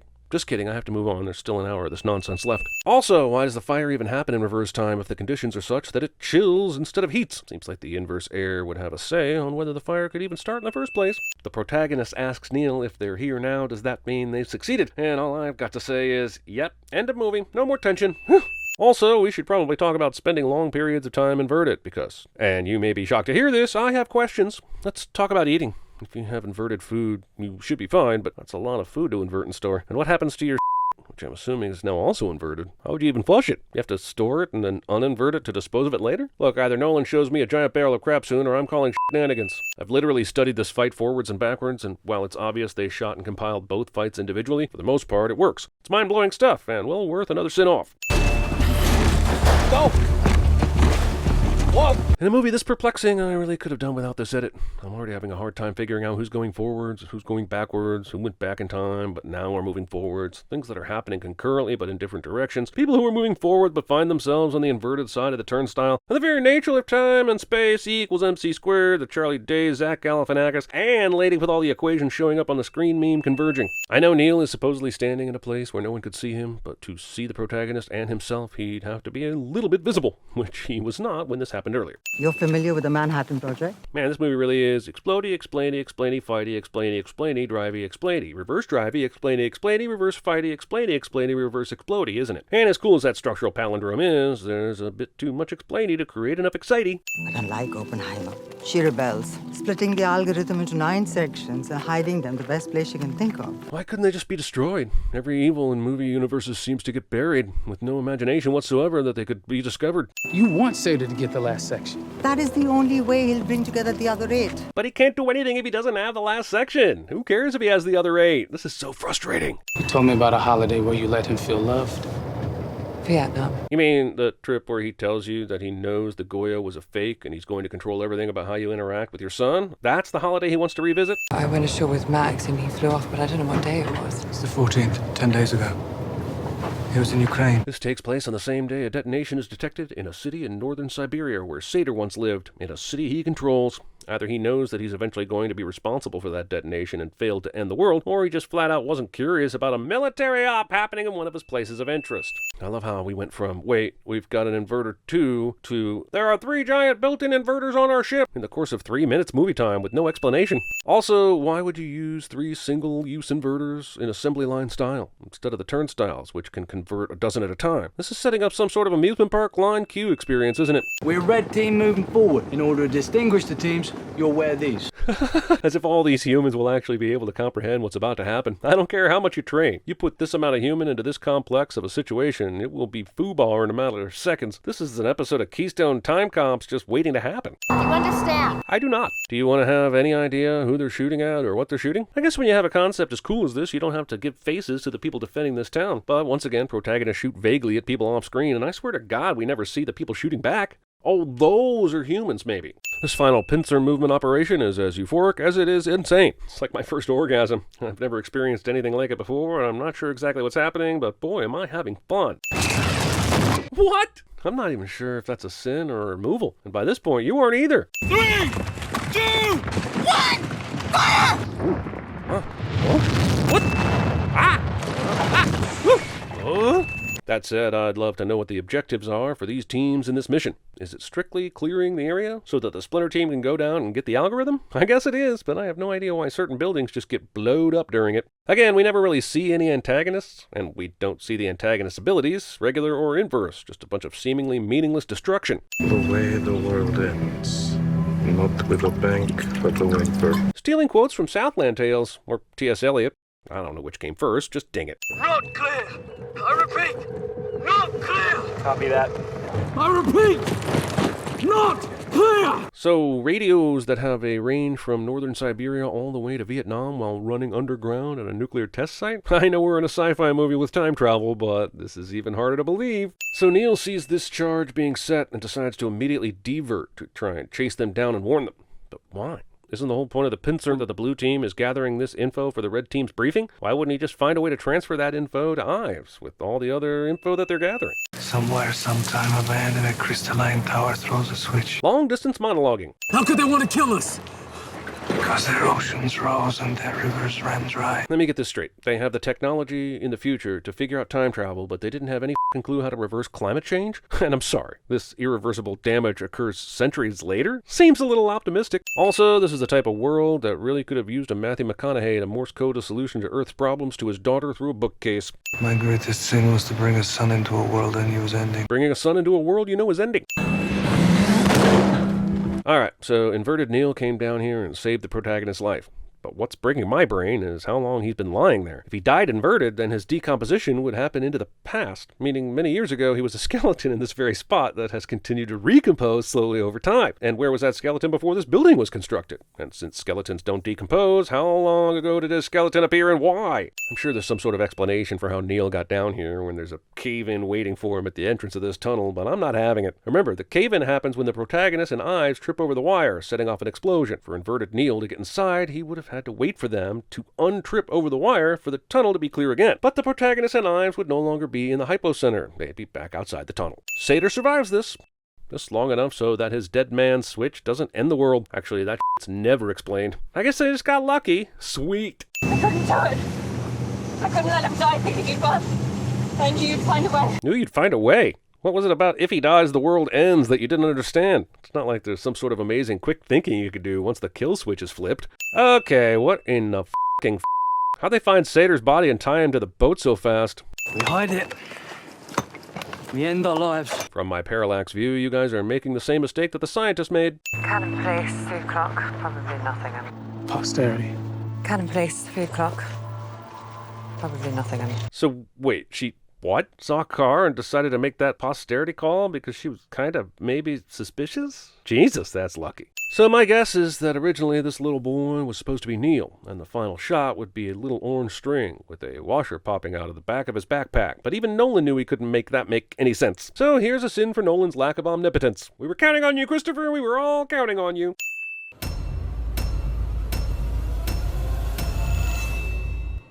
The stars in the Universal logo twinkle, even though the camera is set outside the atmosphere of Earth where no twinkling would be caused. Take that, Christopher Nolan. Also, Comcast. Imagine being on an extended vacation where you didn't nitpick films to death for 6 months, and then when you return, the first movie you're supposed to sit is a critically acclaimed biopic, which we have pretty much stayed away from for various reasons. So I had to hire a book lover, hard to find in the United States, to read American Prometheus for me so that I could sin the differences between art and real life. And here's a sin for books. Christopher Nolan makes it clear that he wants you to read his text the same way you hear his dialogue, muddled and intermittently. Also, it sounds like Prometheus did not go to the Prometheus school of running away from things. Oppenheimer begins with text that makes it look like it's going to be broken up into chapter breaks, showing us number 1, fission, and then number 2, fusion. But it turns out it's just a numbering and titling system that's used here and here only. The change from color for Oppenheimer to black and white for Strauss lets you know everything you need to know. Anyway, personally, I'm just glad I won't be confused about what the mole is in this picture. President Eisenhower's asked you to be in his cabinet. The Senate really has no choice but to confirm him. It's amazing that Han Solo here acts as if the Senate just rubber stamps cabinet members because the president wants it, and then an hour later explains that there have been cabinet members who weren't voted in. Were you happier there than in America? Happier? Yes. As Cillian Murphy thinks back to his days at Cambridge, which he attended in 1925 and 1926, and the movie cuts back to the Grey Board hearing, which took place in 1954, I just realized we finally got the 28 years later movie we've all been waiting for. Bring on the Oppen Zombies. Amazingly, Nolan did all these special effects in camera, including this lifelike replica of Cillian Murphy that was so good that at one point he regaled the crew with stories about filming Red Eye. Useless in the lab. What the shit was he trying to do here besides deliberately knock over that flask? That's a giant-ass Florence flask that is directly next to your workspace. I heard that Cillian smashes a Florence in this movie. I just didn't know it would be so obviously staged. I need to go to the lecture, sir. Why? It's Nils Bohr. Boring lectures. And the director said, let's show that one time Oppie poisoned a professor's apple, because with all the hero worship stuff we do later, attempted murder just isn't quite enough to ensure the audience knows he's actually an acetope. Also, the poison apple incident almost certainly didn't happen like this, or with actual cyanide, and it definitely didn't reach the point where Gilderoy Lockhart almost ate it. But sure, let's put it in the movie anyway. A world of energy and paradox that not everyone can accept. Kenneth Branagh can't sign the contract fast enough when he knows he gets to do an accent in a movie cliche. Luckily for the movie's bullshit poisoned apple story, Niels Bohr was uninhibited in stealing things off professors' tables. Algebra's like sheet music. The important thing isn't can you read music, it's can you hear it. Can you hear the music, Robert? Turning objective science into subjective art. I honestly don't know what that means, but it felt like a sin to me, so I said it. And now the ding will confirm it objectively as a sin of the movie. Drone shot, sparkles, looking up. Drone shot, sparkles, looking up. Drone shot, staring, inflamed cornea, enlightenment. We can't play it, but the fucking score in this movie is goddamn terrific. Here's a set off for Ludwig Göransson, who's fucking killing it. Mr. Strauss, It's pronounced straws. I've gone back and listened to Oppie say straws 5 times now, and I swear he says straws. Play it again. Mr. Strauss. Now play RDJ. Straws. Now play them back to back. Strauss. Straws. They are saying the same f***ing thing. I can't believe this movie got nominated for Oscars. And this would be your office. Even though it's a bit impractical, we've located the manual pencil sharpener directly next to the typewriter so that the audience watching will have maximum "we don't use that shit anymore" vibes. I chose to sell shoes. Louis Strauss was once a lowly shoe salesman. No, just a shoe salesman. Yes, Louis Strauss was a vindictive man obsessed with petty slights, which eventually led him to masterminding an extremely unfair kangaroo court hearing for Oppenheimer a few years later. But if you don't come out of this movie thinking Oppenheimer is kind of an unaware dick, then the sin is on you. I don't know where to put that sin. Let's just give it to the movie, I guess. Leaving the door standing open on what appears to be a windy, chilly day. Did the IAS not ever get to the chapter on energy loss through convection-based transference? Albert. So the book lover I hired tells me that American Prometheus mentioned several things that built up tension between Strauss and Oppenheimer. And the turning point was when Strauss told him he wanted to buy a house at the Institute. Oppenheimer then got the Institute to buy the house and moved someone else in so Strauss couldn't do that. But sure, I could see how you could interpret this as he thought Oppenheimer said something to cause Albert Einstein to diss him by a pond one day. This is one of the most prestigious appointments in the country. Yes, it was a great commute. I can't help but be let down by this interaction between Scarecrow and Iron Man. When DC and Marvel decided to join forces after Apple bought them, I expected a lot more. If you'll just allow me to continue with my Mr. statement. Robb. I have written it specifically to get us all the exposition we need so that even with all the different moments we're jumping around to, the audience can attempt to follow Nolan's structural hyperactivity. After Göttingen, I moved on to Leiden in Holland, where I first met Isidore Rabi. I actually love this movie, but the large number of names, colleges, and cities thrown into the Christopher Nolan sound mix are extremely hard to keep up with. I mean, is this Göttingen even a real place? Is it somewhere in Gondor near the southern tip of Idaho? If you get any skinnier, we're going to lose you between the seat cushions. Thin shaming. This is German you have to seek out.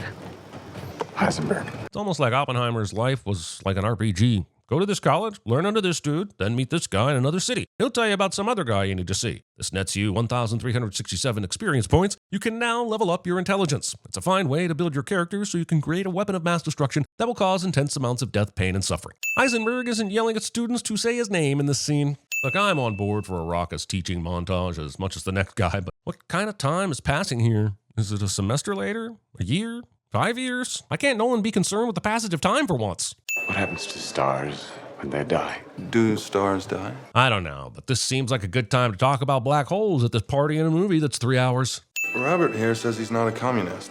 Well, then he doesn't know enough about it. Using the "you'd like it if you just knew more about it" defense. I'm sorry. Coffee is a bitter bean that the world has acquired a taste for, even though it inherently tastes bad. I don't care how you prepare it or what you put in it. It's still terrible, and I don't want it. So you can stop trying to convince me your hot bean water is worth imbibing. Read this. Because nothing turns me on more than picking a random book from a random shelf in a random language I don't understand, but just randomly ends up being the overarching theme and primary life conundrum of the person I'm f***ing. And now I am become death. Destroyer of worlds. Mixing sex with Sanskrit. You're happy. I'm happy. So then I'm happy you're happy that I'm happy. Happy.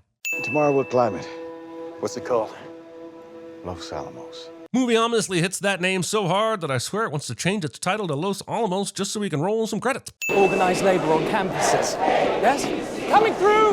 Coming! Are these people chanting because someone is going to try to climb out of the Lazarus pit? What's amazing to me is that we have actual images of the San Francisco Chronicle cover from September 1st, 1939, and this movie decides to take creative license with it for some reason. Sure, it's not much creative license, but it's licensed nonetheless. During the Battle of Britain, I found myself increasingly out of sympathy with the policy of neutrality that communists advocated. But after Hitler invaded Russia and we became allies, these communist sympathies, do they return? This movie does a decent job showing Oppenheimer fighting for human rights causes through his communist attachments, but doesn't do much to explain why they became problematic. A lot of it had to do with the Hitler-Stalin Pact of 1939, where card-carrying members of the Communist Party were forced to be neutral about the war, but this key moment is barely even mentioned. So says the guy I paid to read American Prometheus. This shot asks me to believe that every single person in this room just so happens to have their glasses exactly half full. And I don't have near enough optimism to believe that would be the case. The movie takes half an hour to realize Emily Blunt has been sitting there the entire time. At least now the movie will give her something to do,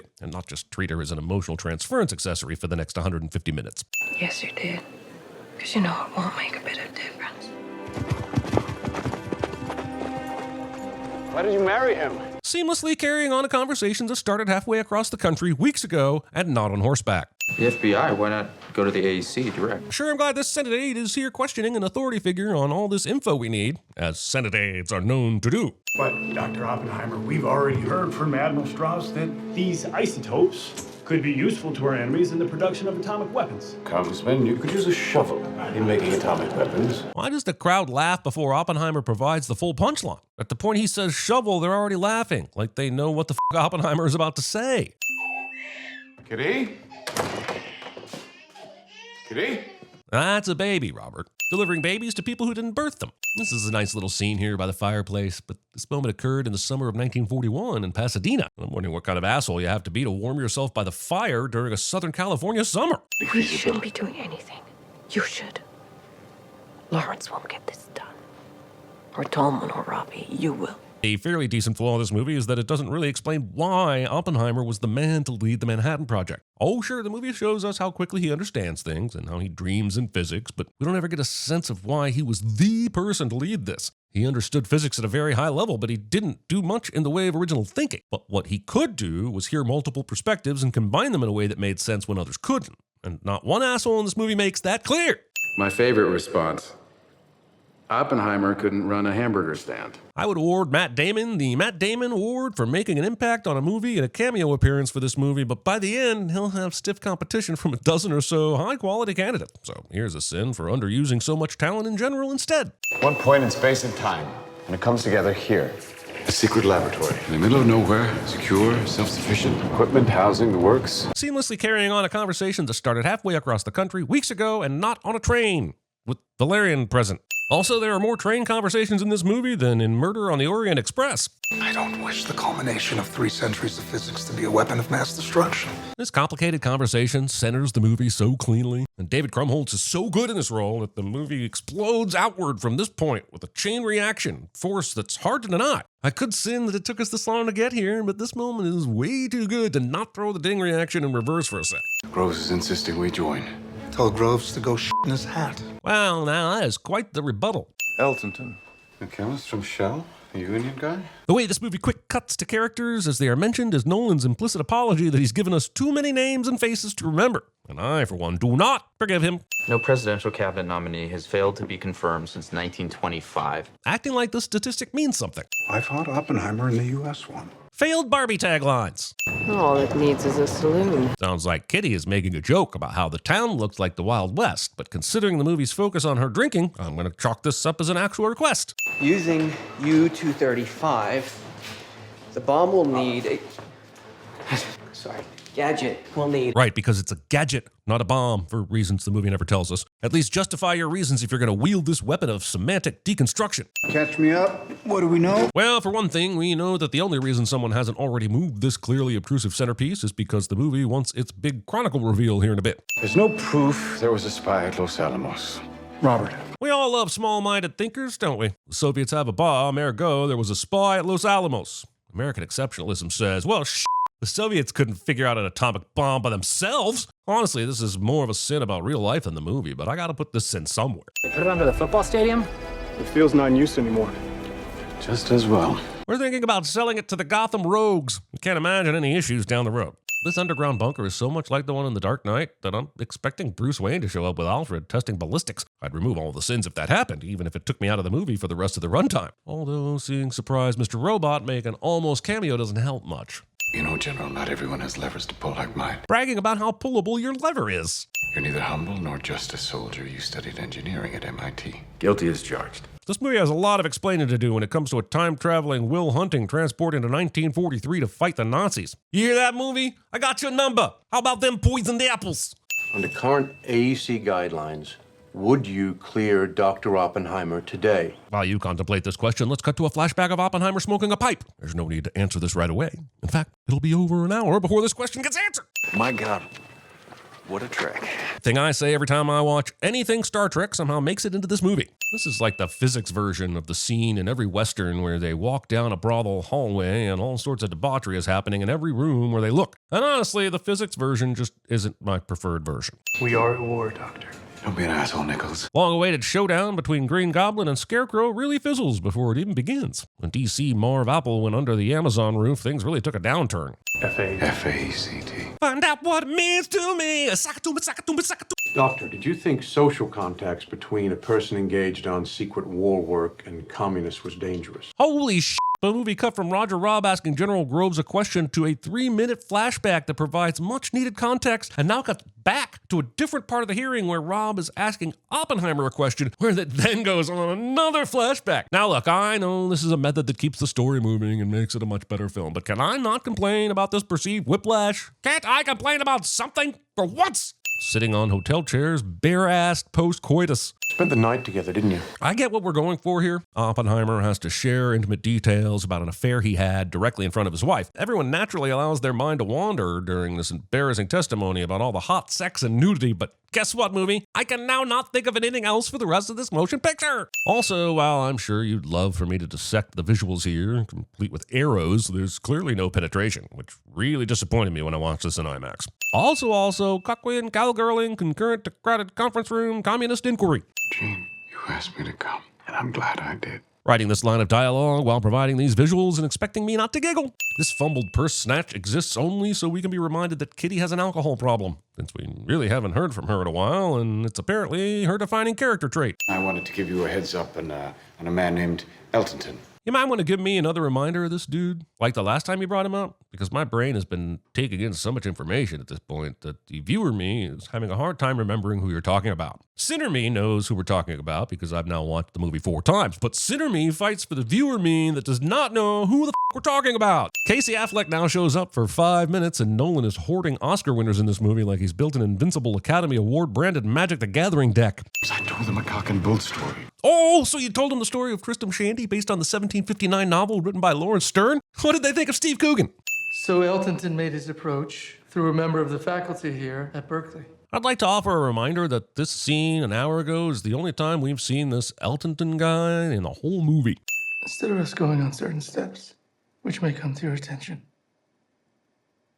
and be disturbing to you. Geez, who accidentally gave Casey Affleck the prescription for the pause in places that make you sound like a serial killer pills? Because I think he may have exceeded the recommended dosage. What makes you think I know where he is anyway? Oppenheimer had an affair with Ruth Tolman too, but I guess it wasn't sexy and nudity enough to nudity, sex, and nudity. Early Christmas present for you all? I guess everybody at the party was standing at this angle, so they couldn't see Niels Bohr until Grove stepped out of the way. Is it big enough? Asking this question to anyone, for any reason. Nothing in particular, just in general, is all I'm saying. The power you're about to reveal will forever outlive the Nazis. I'm living in 2024 and I'm beginning to doubt this statement. I found her yesterday in the bath. Oppenheimer plays the pronoun game 3 times in this scene so that Kitty has to ask who the hell she and her is. You don't get to commit the sin and then have us all feel sorry for you that it had consequences. I would like to know how Christopher Nolan got into our Sin Keeper crypt, located behind a bookshelf, to get inspiration for this quote that we have etched everywhere on the columns surrounding the pentagram and the various burial mounds. The bookshelf can only be accessed by pulling the exact books in the same order that Matthew McConaughey pushed while in the Tesseract and Interstellar. We've been hacked. This moment becoming a meme that plays off him regretting inventing the atomic bomb when really he's thinking about his responsibility for Gene's death here. So the Super was under development on your watch at Los Alamos. Yes.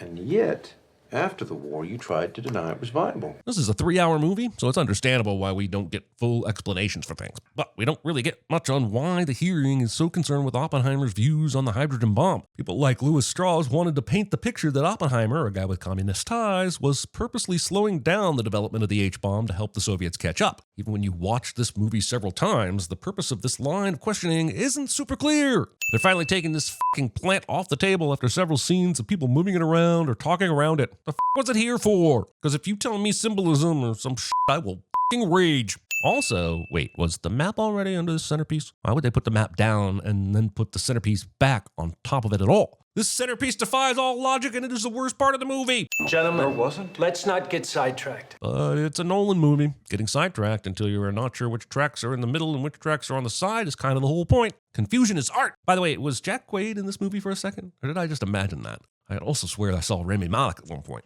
Dr. Oppenheimer? Hi. William Boyden. Oh, is this the guy who ends up being Christian Bale's twin brother at the end of the movie? The makeup is spectacular.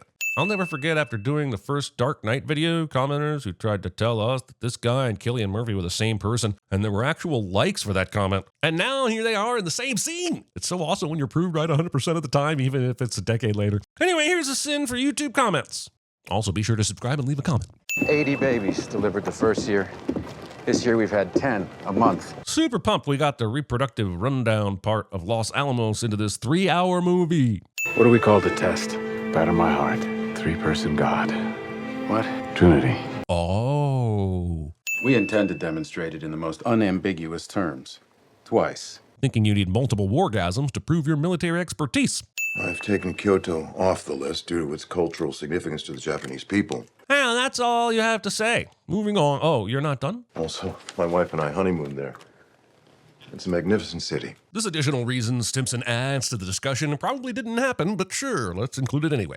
According to my intelligence, which I cannot share with you, the Japanese people will not surrender, under any circumstances, short of a successful and total invasion of the home islands. This is not a sin for the movie, but for real life. There were numerous ways to end the war without dropping the A-bomb on Japan. Many of them discussed in this scene. This lie ends up killing hundreds of thousands of people. There were relentless bombings before the A-bomb was dropped that devastated cities. So for ultimately entering a one-man measuring contest, I award 200,000 sins.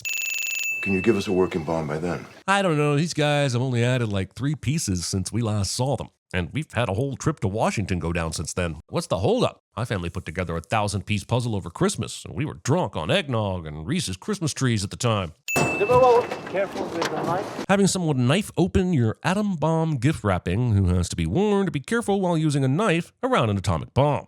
In case you forgot, this is Oppie's wife, Catherine. You can tell it's her because there's a drink in her hand. You're welcome. Get a room. It'll break before dawn. How could you know I know this desert. Storm cools overnight. Just before dawn, storm breaks. Oh, look, it's Chekhov's desert meteorological knowledge. Never saw that one coming. Fair play, Christopher. Fair play indeed. In exactly 1 hour, 58 minutes, we'll know. Nice. You could pass the time by watching 2/3 of a Nolan or half of a Scorsese. Robert, try not to blow up the world. The tension in this Trinity scene is just magnificent. The shots, the music, the editing. Genuinely, I have to say this scene is the bomb. I offer this sin removal as penance for what just happened here. This becomes death, destroyer of worlds for all the sometime. Get a message to Kitty. We can't say anything. Tell her to take in the sheets. Huh? What'd you say? Can't hear you over all these people yelling. Also, am I supposed to feel some sort of way about this line? I feel like the movie wants me to be emotionally invested in this coded exchange, but forgot that it probably should have shown me something positive about their relationship by this point if it wanted my involvement. Robert, we've given them an ace. It's for them to play the hand. Rounders 2, or how I learned to stop playing and deal the hand. Also, just a single ace? It's not nothing, but certainly doesn't guarantee a good hand. I mean, you sent 2 bombs. Couldn't you at least have broadened your metaphor to include pocket aces? As Oppenheimer walks out pondering the impact of his creation and the celebration around it, I too am moved to contemplation about the way humanity doesn't think about the things it creates until the consequences are already in effect. Mostly I'm talking about whatever idiot put these spectator bleachers right under this hoop and built a fireplace under the other one. Just a complete travesty on a historical level. It makes me question whether we don't deserve exactly what we get. I just wish we had it in time to use against the Germans. The absolute artistry of this scene and its ability to convey the inner turmoil of Oppenheimer would have made an incredible final scene to an amazing 2-hour movie. But apparently, for the next hour, I'm supposed to now care about Robert Downey Jr. getting some sort of comeuppance because he doesn't get a job he really wanted. It's like my professor told me in college, public speaking is easy. You just have to imagine the audience nuke it. The movie suddenly turns into a 1990s music video. All this open space everywhere to vomit, and this guy chooses some poor bastard's bike to throw up on. And maybe it's his bike, but that doesn't make it any less sinful. Holy shit, how does Gary Oldman play Harry Truman and Winston Churchill in the same movie? You think anyone in Hiroshima or Nagasaki gives a shit who built the bomb? They care who dropped it. And what giant creatures it might attract. Don't forget that. Lewis, we can win this thing. Yeah, Lewis, listen to the guy here who hasn't said a single word the entire movie. I bet his opinion is very important. But how would you know what Time magazine is going to write? Henry Luce is a friend. thinking a Senate aide wouldn't have already been disillusioned by a million things worse than planting positive info in a magazine article. Just Borden, when we all know that it's Strauss. Remember Kitty? She's Robert's wife. You could tell it's her by the drink. You know what? You get the idea. You let my client sit here and potentially perjure himself, and all this time, you had a recording? We get it. It was a kangaroo non-court led by a petty vendetta. We've gotten that for at least the last 20 minutes. Can we just get to the part where the guy who decided is the good guy wins? Strauss told him that you and Ruth Tolman have been having an affair for years. He convinced Lawrence that Richard died of a broken heart. That's absurd. What heart? A broken heart? We should never found out. Aw, that's our Oppie. If you think the guy from 10 Things I Hate About You is going to take on the guy from H2O, 30 Days of Night, and 40 Days and 40 Nights, then you clearly don't know who has the advantage when it comes to multiples of 10. We have an A-bomb and a whole series of it. We have a whole series of super bombs. What more do you want? Mermaids. Mr. President, we must not allow a mermaid gap. Is anyone ever going to tell the truth about what's happening here? Christopher Nolan might as well have done a quick insert of himself with a blinking neon sign above him that says, "It's me, I'm the truth teller, watch me tell my truth," during this scene. The Oppenheimer matter was initiated and carried through largely through the animus of Louis Strauss. And you must believe me because I'm Academy Award winner Rami Malek, and these are my only words in the movie. In a great number of cases, I have seen Dr. Oppenheimer act in a way which was, to me, exceedingly hard to understand. You may have figured out that Edward Teller didn't like Oppenheimer because of his opposition to the H-bomb, which is what Teller later became famous for. But do you really understand that from this movie? We saw him try to leave Los Alamos after his colleague called him out for focusing on the H-bomb when they were working on the A-bomb. We saw him get upset at Oppenheimer when Teller brought up creating the H-bomb after the successful A-bomb drop. But we never really see the ambition that was driving him to create that bomb. And I have believed this since I left the party 16 years ago. But 17 years ago. My mistake. But you said... Sorry, 18. Constantly interrupting someone just because you're bad at math. Robert, you can't win this thing. It's a kangaroo court with a predetermined outcome. He has a point. Ah, sudden convenient late night Albert Einstein. Also, Albert Einstein did not hear that. I barely heard it myself. By 1942, you were actively pushing the development of the hydrogen bomb, weren't you? Movie decides in the last few minutes to get into some actual complexities about its central character's positions, but doesn't give itself enough time to thoughtfully consider the nuance it's just now bringing to the table. He wanted the glorious, insincere guilt of the self-important to wear like a f***ing crown. Say, no, we cannot go down this road, even as he knew we'd have to. Robert Downey Jr. is incredible in this movie. Please don't ever let him put on a suit made of iron ever again. What's his name? Kennedy. John F. Kennedy.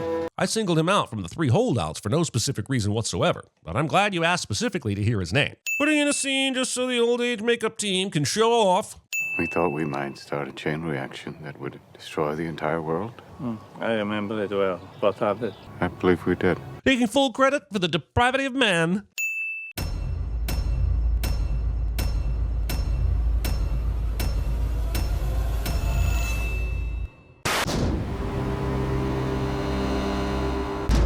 DC Comics. Liam Neeson isn't killing anyone in this scene. You may find what you were looking for in the first place. Particularly if what you're looking for just happens to be a ninja training facility. I know it's early in Alfred's butlering career, but he completely forgets to shut these doors back here. So we build a new, cheap public transportation system to unite the city. And at the center, Wayne Tower. Citizens of Gotham, here's a railroad. And never forget who gave you that railroad. Yeah, let's take my son who is deathly afraid of bats to his first opera, featuring bats. Richest family in the city exits the opera house through the graffiti-ridden side door into an alley. Take it easy. Yeah, just chill. Am I right? Chill? Get it? Okay, moving on. Good news. Your parents are alive! We got him, son. Oh. It was nothing that you did. Yeah, it was. He wanted to leave a boring opera early. That's what happens when you don't support the arts. Nipple bed. A flashback within a flashback? Do you think if Bruce could do an inception inside his flashbacks, he'd be able to warn his dad to avoid dark alleys? Katie Holmes. After the hearing where Chill gets shot, it goes from obvious midday to twilight in about 3 minutes. I learned the fear before a crime and the thrill of success. Where did you learn to kick so much ass that prison guards are putting you in solitary to protect the prisoners? Are you able to beat ass because you're angry? It gives you exactly the same powers as Mr. Furious. I will go Pompeii on your butt. Gotham's time has come. It is beyond saving and must be allowed to die. And once we take care of Gotham, all evil in the world will vanish. This is definitely not Liam Neeson, so I guess Liam Neeson isn't doing anything in this scene. See, Alfred, when you leave the door wide open, you get bats inside the house. It takes 53 minutes for Batman to begin. I mean, I guess all we're really supposed to know is that Batman is hitting these people and kicking their asses. If we were meant to know the specifics of the fight, I'm sure they'd show them to us. Come on, if it wasn't required for the plot, there's no way the assistant DA in a city this size would be riding the sleazy subway trains home late at night. And if she did, she wouldn't live in an area that required her to get off the subway at Rape Alley. No one takes the law into their own hands in my city. Yeah, but people certainly break the law in their own hands in your city. But sure, focus all your efforts on the guy dressed as a bat. I'm buying this hotel. Buying a hotel is as simple as stuffing a check into a hotel staffer's pocket and requires no contracts. Batman doesn't kill King Joffrey when he has the chance. All data, files, backup disks on my desk right away. And I'm firing you. And good luck getting him to put all that shit you just asked for on your desk now that you've fired his ass. The town's water supply would definitely not run under a building, and the water would not keep flowing through the pipe like this if there was a big gaping hole in it. Okay, I take back everything I said about Katie Holmes. At least tell me what it looks like. You know what it looks like, asshole. You were the one on the roof of the parking garage telling Batman to turn the engine off. Stay with me. Does Rachel see the same horrifying, oil-leaking bat demon when Batman talks to her just like Scarecrow did? Batman is a dick to everything. The effects of this poison are always changing. Bruce went into a coma, Falcone went crazy, Scarecrow goes crazy but somehow becomes sane hours later without the antidote, and when Rachel gets her dose, suddenly she's in danger of dying. This poison needs to make up its mind as to what it does to people. They put it all in. They must have been at this for weeks. Gotham's entire water supply is laced with it. This poison has been in the city's water for weeks, and no one has reported psychedelic effects after boiling the water or using a vaporizer? Party guests sing happy birthday long before any of them could have known Bruce was about to enter the room. Either that or they've been standing here singing it for hours, just waiting for his arrival. Unless you have a microwave emitter powerful enough to vaporize all the water in the mains. Yet another ridiculously complicated bad guy plan. Let's taint the water supply with poison, which has to be inhaled for it to work. Then, on the off chance there's a powerful machine that turns the city's water into vapor, we can get the whole city hallucinating in no time. You're never short of a few freeloaders. How does Bruce win back any friends after this speech? Wouldn't Bruce's name forever be tainted as the crazy guy who told his friends to fuck off and burned his own house to the ground? Yet, in the next movie, he's got enough friends to throw a fundraiser for Harvey Dent because people love him some Bruce Wayne. Also, never go to a Bruce Wayne party. Shit always goes down. I'm gonna stop you. I never did learn to mind your surroundings. Without even looking, Roz knows that a random beam on fire is about to fall on Bruce before it actually falls. You burned my house and left me for dead. Consider us even. It's not even remotely even. He burned your house, but then dragged your body out of the burning house, saved it from falling off a cliff, and then left you with a villager to nurse you back to health. Ra's al Ghul is a dick. These members of the League of Shadows, a group of extremely skilled vigilante ninjas, are taken out by an old man with a golf club. Sir, I'm a Gotham City District Attorney. This cop lets Rachel into the Narrows without checking ID of any kind. Also, I take back my take back about Katie Holmes. I can't find my mom. She's probably fucking your Uncle Jamie. Rachel just happens to stumble onto the one group of cops that are actually bad guys, as well as the same little boy Batman had a moment with earlier. Who's gonna hurt you? Of course they are! Holy coincidences, Batman. Now Scarecrow just happens to come across Rachel in the foggy mist? Also, how did Scarecrow hear what Rachel said to King Joffrey? Wow, Batman knew exactly where to glide through all this smoke after saving Rachel and the kid. The monorail follows the water mains to the central hub beneath Wayne Tower. Pressure's moving along the mains, blowing all the pipes. Movie wastes time with an old man giving us exposition already delivered by Batman earlier. Can you really knock down this many support columns without the entire building coming down? I mean, if you can, what's the fucking point of having the support columns in the first place? Mysterious superweapon conveniently self-destructs after the train accident. I got another job. Yours. Somehow Earl isn't informed about all the changes at Wayne Enterprises before he walks in the door. I guess Bruce managed to keep the whole board and the entire media from telling him so that Earl could get an amusing and embarrassing comeuppance using the same words he used against Bruce and Fox. Didn't you get the memo? I never stopped thinking about you, about us. Then I found out about your mask. Jeez, what a cock tease.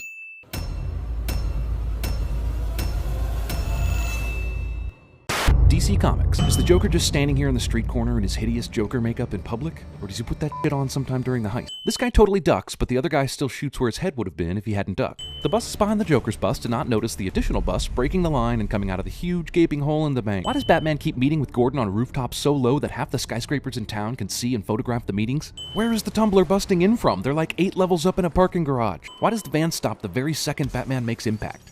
How the f*** is Batman supposed to have gotten into the vault without being seen? Is there a back door? Somewhere out there is a company making money selling useless frosted glass divider panels that don't provide security or actual room division. This witness manages to get a gun into court in a major organized crime case and is also apparently just holding that in his lap in full view of the judge. You're not getting shot at. You're not doing your job right. Rachel's all turned on by people trying to kill Harvey Dent, but wouldn't go out with Batman because of the same shit. There are no cameras in this room, but Lau can see everything anyway. Can you put the eraser end of a pencil through someone's head? I want Vsauce on this right now. Dutiful guard shrugs off the fact that Lucius has a cell phone that should have been confiscated, and then shrugs off the fact that he thinks all black people look alike. Sonar. Just like a submarine. I was gonna say bat. Communist China apparently has no rules about the airspace over Hong Kong, and any old smuggler plane can fly within 50 feet of buildings. The Joker card had traces of your DNA on it. Was it semen? I bet it was semen. It can be said the characters Heath Ledger played during his career were Gyllenhaal asexual.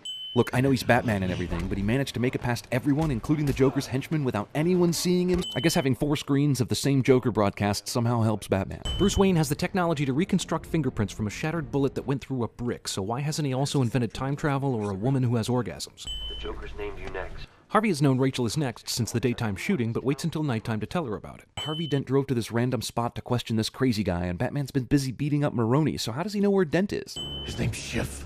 Thomas. When did Batman have a chance to find out who this crazy dude really was, since he was whisked away before anyone could question him? Are you sure you want Rachel, Bruce? She doesn't even look like she did in the first movie. How does the room know that they're leaving? And it's kind of inconvenient that it becomes darker as you try to position yourself on this platform. Do they really need to go down to lower 5th?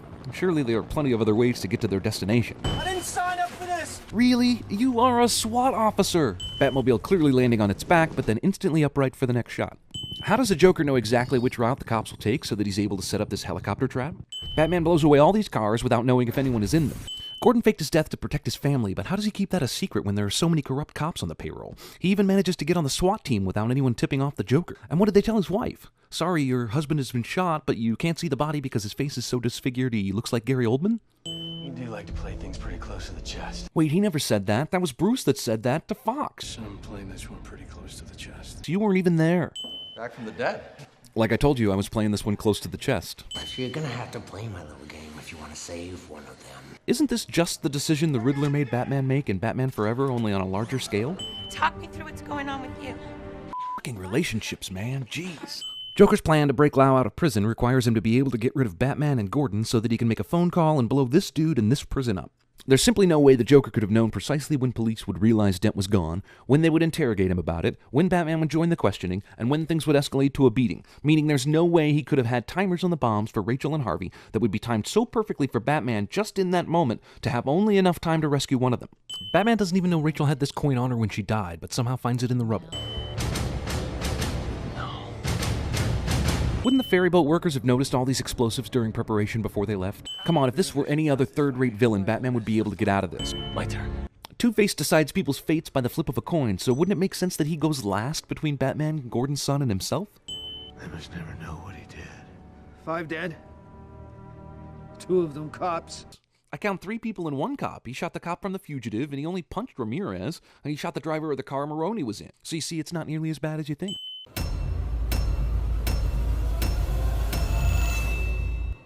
DC Comics. Favor of yours. What? Totally just dangling on a steel rope.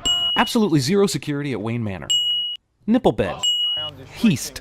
Alfred tells you how the movie will end 17 minutes in. Blake knows exactly where to go to find Gordon. Blake knows Wayne is Batman because of a f***ing look on his face. Doesn't use Batman voice in hospital even though he's wearing a mask. Cop should be able to trace a cell phone without a call being made. Batman gets pickpocketed. Magical robo knee brace. Alfred suddenly knows everything about Bane. Where the hell did the motorcycles come from? Daytime when they go in the tunnel, nighttime when they come out. Ooh, is that a Galaxy Note? Well, it's Batman's Galaxy Note now. Ridiculous clean slate concept. This guy falls down for no reason. Uses Batman voice to talk to himself. So that's what that feels like. Alfred whines like a little bitch and breaks up with Batman. Illegal stock market trades made during an armed takeover are allowed to stand. And the borrowed time you've all been living on. What? Bane tickles a man to death off screen. Mr. Wayne. Wait, is she actually surprised that Wayne is Batman? Bane hits air, but Batman goes down. This is not Batman. This is a in a Batman costume. Bane knows exactly where the R&D lab is, even though it's off the books. So, Bane flew halfway around the world to the prison hole just to taunt Wayne, only to fly back to Gotham? Stay in the sun. What? A woman in a men's prison justified by a cartwheel. Every available cop sent down to the sewers at once. Doctor turns reactor into nuke in 2 minutes flat. Police officer just now realizing that guns kill. Gotham football team draws fewer fans than Jacksonville. Hines Ward shows acting range by returning kickoffs. Blake says, screw it, guns are good again. Why didn't they just blow up this bridge like the others? US government does basically nothing to help Gotham. If this were the Avengers, we'd have nuked the city just to kill Bane. Bane does an Adam Sandler impression. Gotham is yours! Why is Bane keeping the police alive? And that, folks, is the basis of chiropractic medicine. Liam Neeson isn't killing anyone in this scene. Bruce gets crucial plot details from his own hallucinations. This wall actually still looks pretty easy to get over. The prison hole halfway around the world gets better cable reception than I do. That fall alone would kill it. These guys are terrible at hiding. Bruce destroys his only way of knowing what's going on in Gotham. Would you just climb out of the pit already? Sudden stupid bad omen. Did he teleport into the city? Eventual bad guy helps good guys find the bomb. He's the street artist that Gotham deserves, but not the one it needs right now. Also, Christopher Nolan just ripped off The Crow. Another guy falls down for no reason. Count to 5, then throw. 1, 2, 3. Dude, she knows you're Bruce Wayne. You can chill out with the voice. Cops with batons charge machine guns and tanks, and most don't die. Remember how his back is broken and his knee has no cartilage? Plot twist turns Bane into a lovesick puppy dog. Catwoman's surprise save the day surprises no one. Would it kill you for once to just say I'm Bruce Wayne and stop being so cryptic? This nuke with a 6-mile blast radius would definitely have incinerated Batman. We didn't die in the blast, but the radiation will certainly kill us. Hooray! Oh yeah, Alfred's in this movie. Isn't this the same ending as The Postman? Robin. Oh, give me a f***ing break. No one notices the most famous recently dead person in the world sitting at this cafe.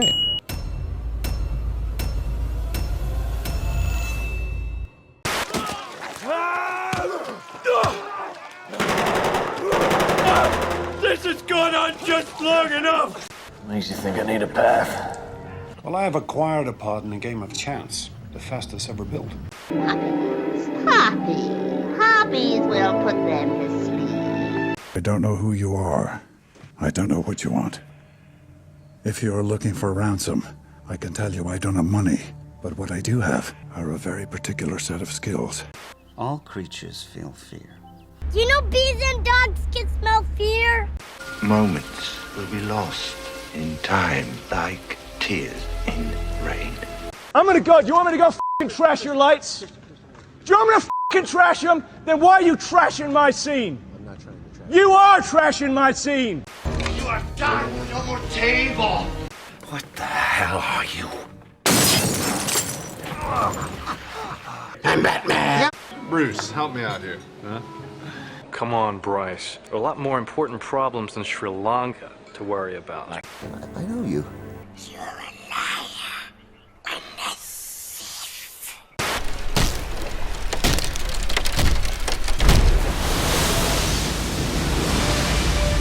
Armed robbery, double homicide.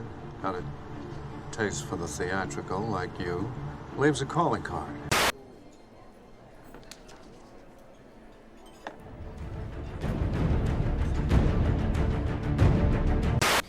What have we here, laddie? Mysterious scribblings? A secret code? Bowie! Will you build it? If you build it, it will come. Get it? Monkey. Monkey. Monkey. What do they call you? Wheels? This is the stupidest thing I've ever heard. Can we rewind it back to the I'm lame part? Because you are not. No, thanks. No, yeah, I appreciate that. I'm not saying I'm lame. But I'm it's just just saying, the like, self-talk maybe we should, you know. listen. Because you're amazing. It is a good plan until her water breaks all over Robert De Niro's shoes. My shoes! Hey, there's all this baby goo on it. These shoes? Hey, on these shoes? Did you puke on my shoes? Did your water break Did you puke on my shoes? Hey. I lost 3 crews there this month. What about the east side? There we got a much bigger problem.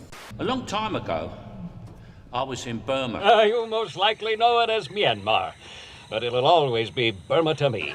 Your name, sir? I've gone and done it again. Let me get this straight.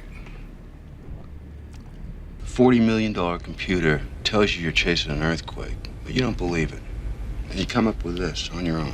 Let me tell you something, my friend.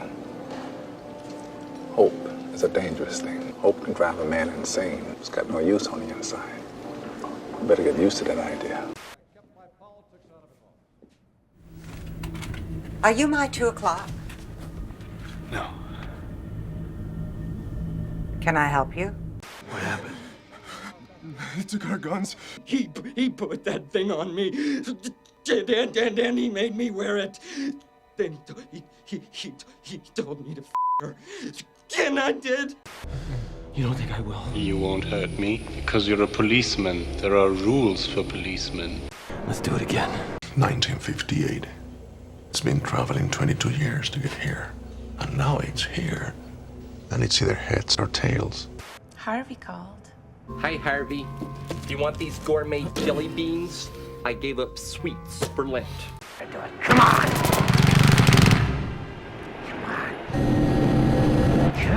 Come on. I want you to do it. Come on, hit me. Come on, hit me. I want you to hit me as hard as you can. You see, I'm a guy of simple taste. I like simple pleasures, like butter in my ass, lollipops in my mouth. That's just me. That's just something that I enjoy. Now is your chance to try something worthy of your talent. I had this fantasy. For about 10 seconds from when I pull up to the curb when I get to your door. Because I think maybe I'll get up there and I'll knock on the door and you won't be there. I just took the call and get the bat. They used to call me Crazy Joe. Well, now they can call me Batman. That boy is our last hope. No, there is another. If I can change, you can change. Everybody can change. It's just that I've never seen you in here before. I'm gonna smoke everybody involved in this up, and then I'm gonna kill Bin Laden. Black holes aren't the mythic cosmic vacuum cleaners of science fiction. I'm gonna find a way to tell Murph, just like I found this moment. How, Cooper? The love Tars love. I don't think that man can love. You have part of my attention. You have the minimum amount. The rest of my attention is back at the offices of Facebook, where my colleagues and I are doing things that no one in this room, including and especially your clients, are intellectually or creatively capable of doing. No. The chimp's still doing all the work. I got something to tell you.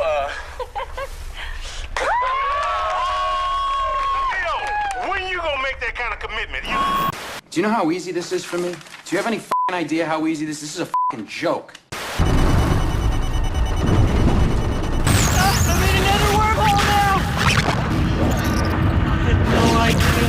I've been to Tokyo. They sell little girl underwear in the vending machines right on the main drag, the Ginza or whatever.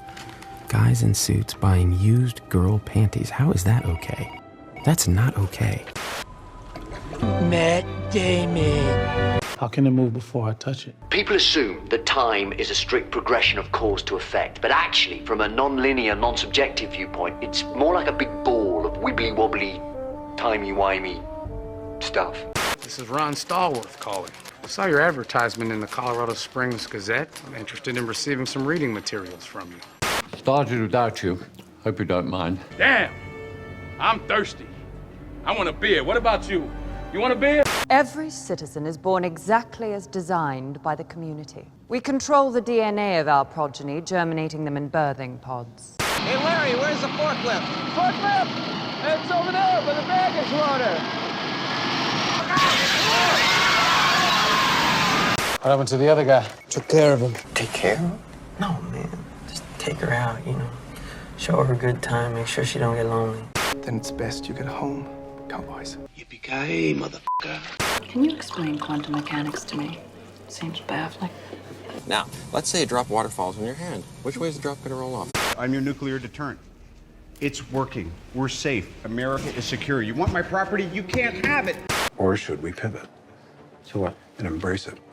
Would that it were so simple. We imagine a future, and our imaginings horrify us.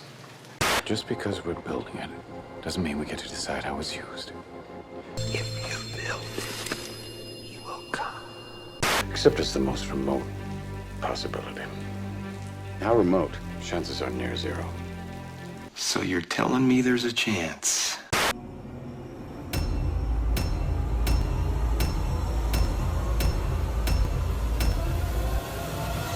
Which was to me exceedingly hard to understand.